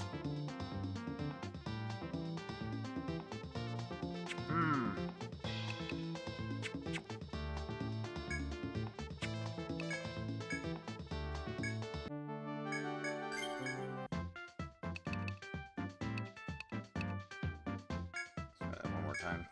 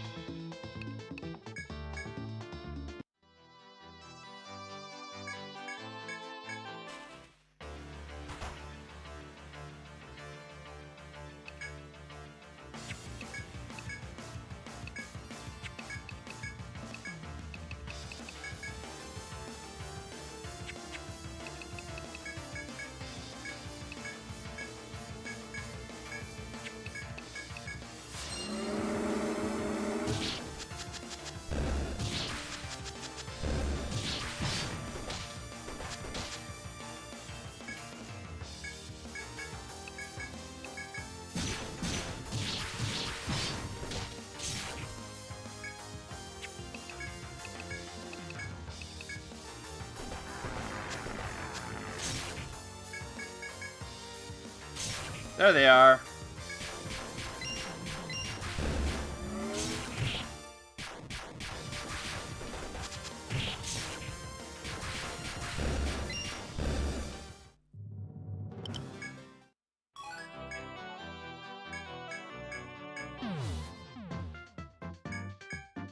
Alright. One new enemy. Wait, I don't think those are. Well, yeah, just boss drop this stuff. Yeah, okay, yeah, it's conditional binding its head.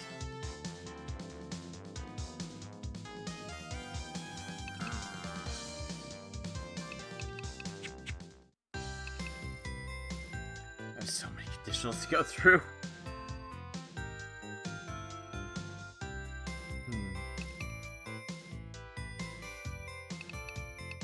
Let's see.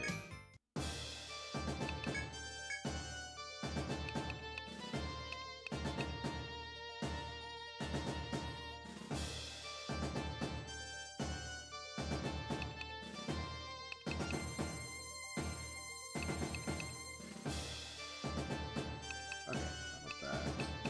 Trying to think of a party that I can do for the big damage one.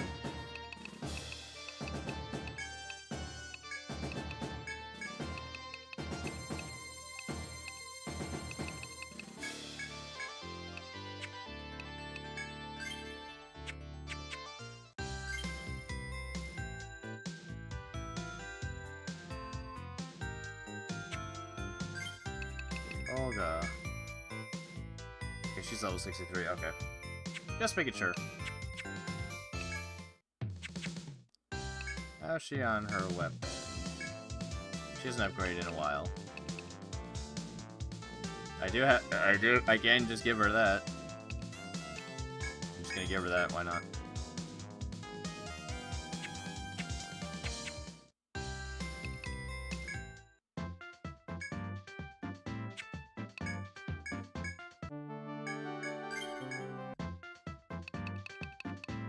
That was Dark Forest.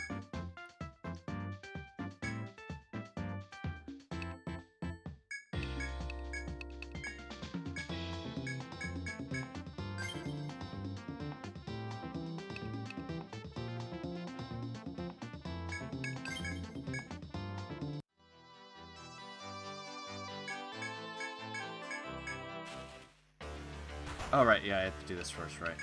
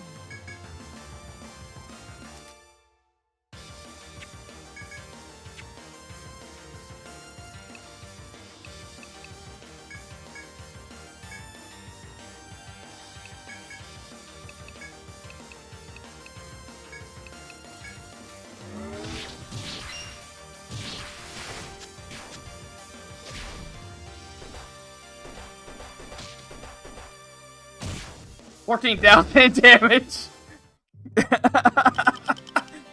Oh, that was funny.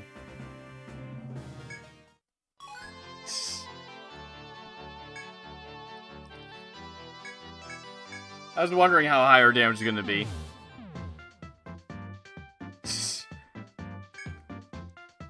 Front mortar hits really hard when you put a bunch of attack buffs on that.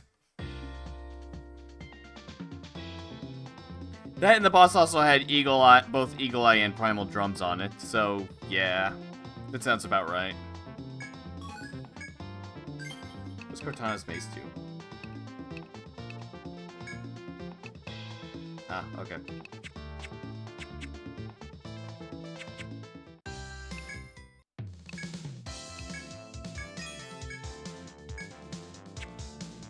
Oh, these chains. Okay, yeah, that makes sense. Okay, Wildling's best armor.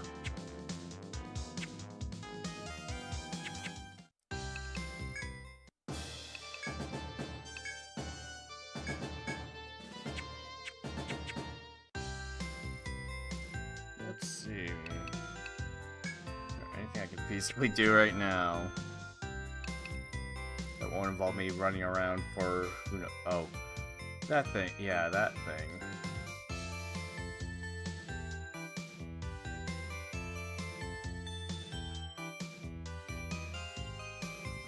Okay.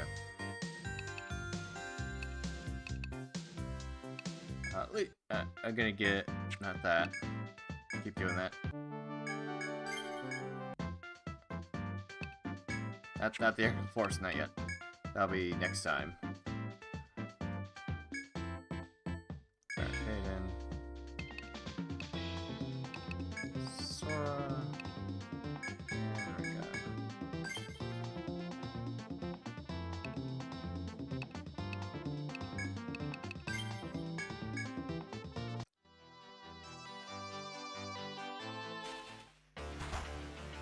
Alright.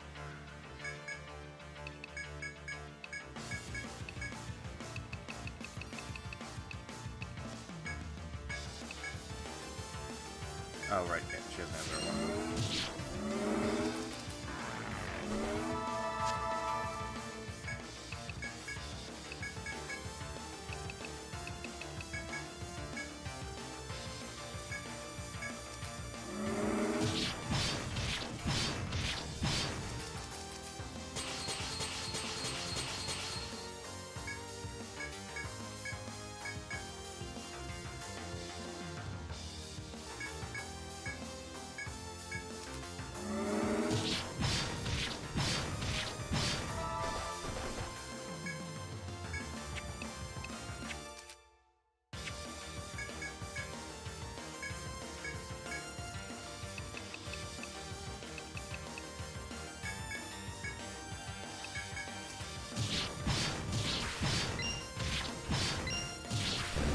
Oh, damn.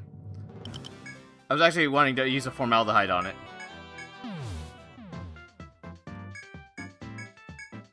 Shit. Because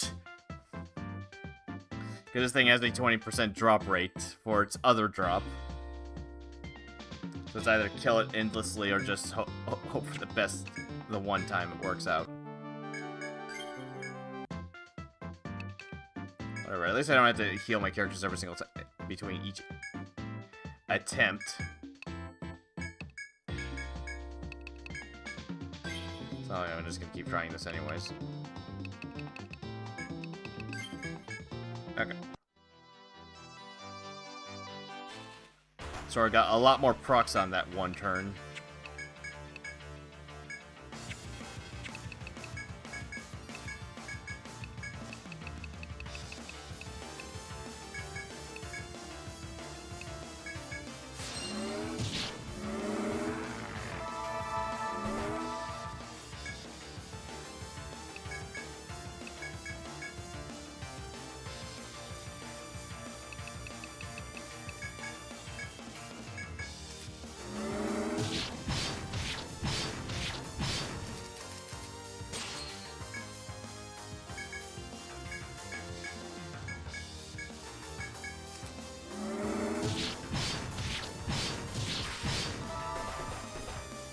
Okay.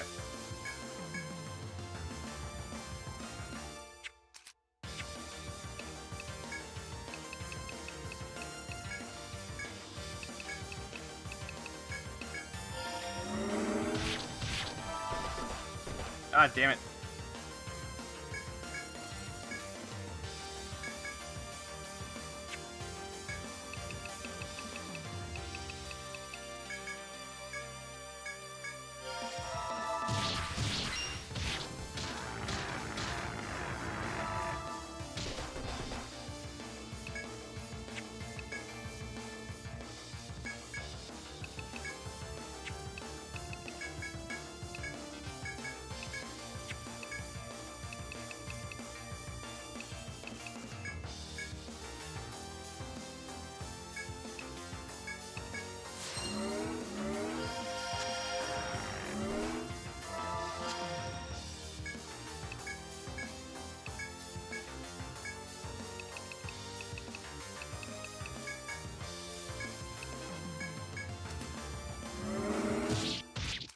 Oh, don't... Sora, did you miss both of your...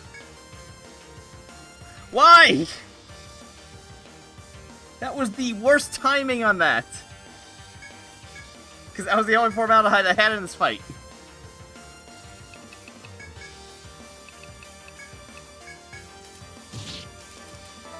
Oh, right, it has that damn buff. Right, I totally forgot about that buff it does. The debuff. Damn it.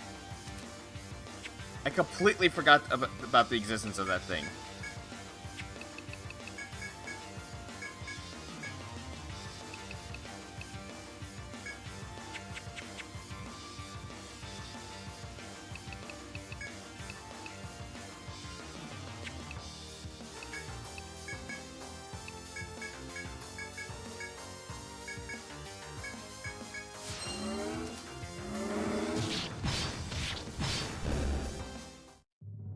I got it anyways, whatever.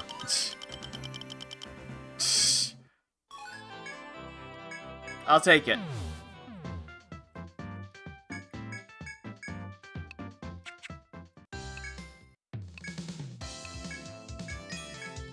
Trident, yeah. Adric's best weapon, which, okay, well, HP, TP, and Vitality, that's actually good.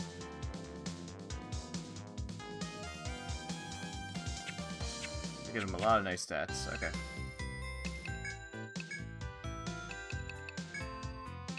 Might need a couple of those. I have more than enough coupons.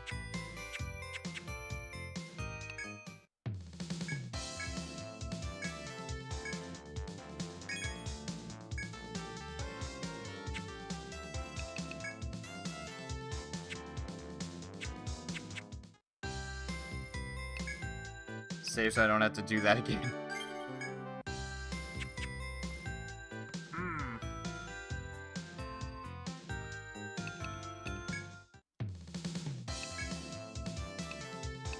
Alright, I got a bunch of junk in here.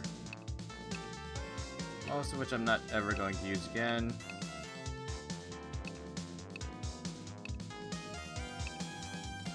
I'll keep, obviously...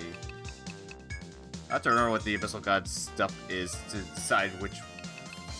I mean, having all these amulets is good. I just didn't even need...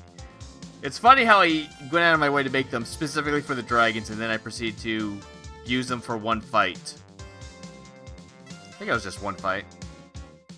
Might have been two. No, it was one. It was that in an enemy, right? Well, the enemy's a mean boss anyway, so whatever.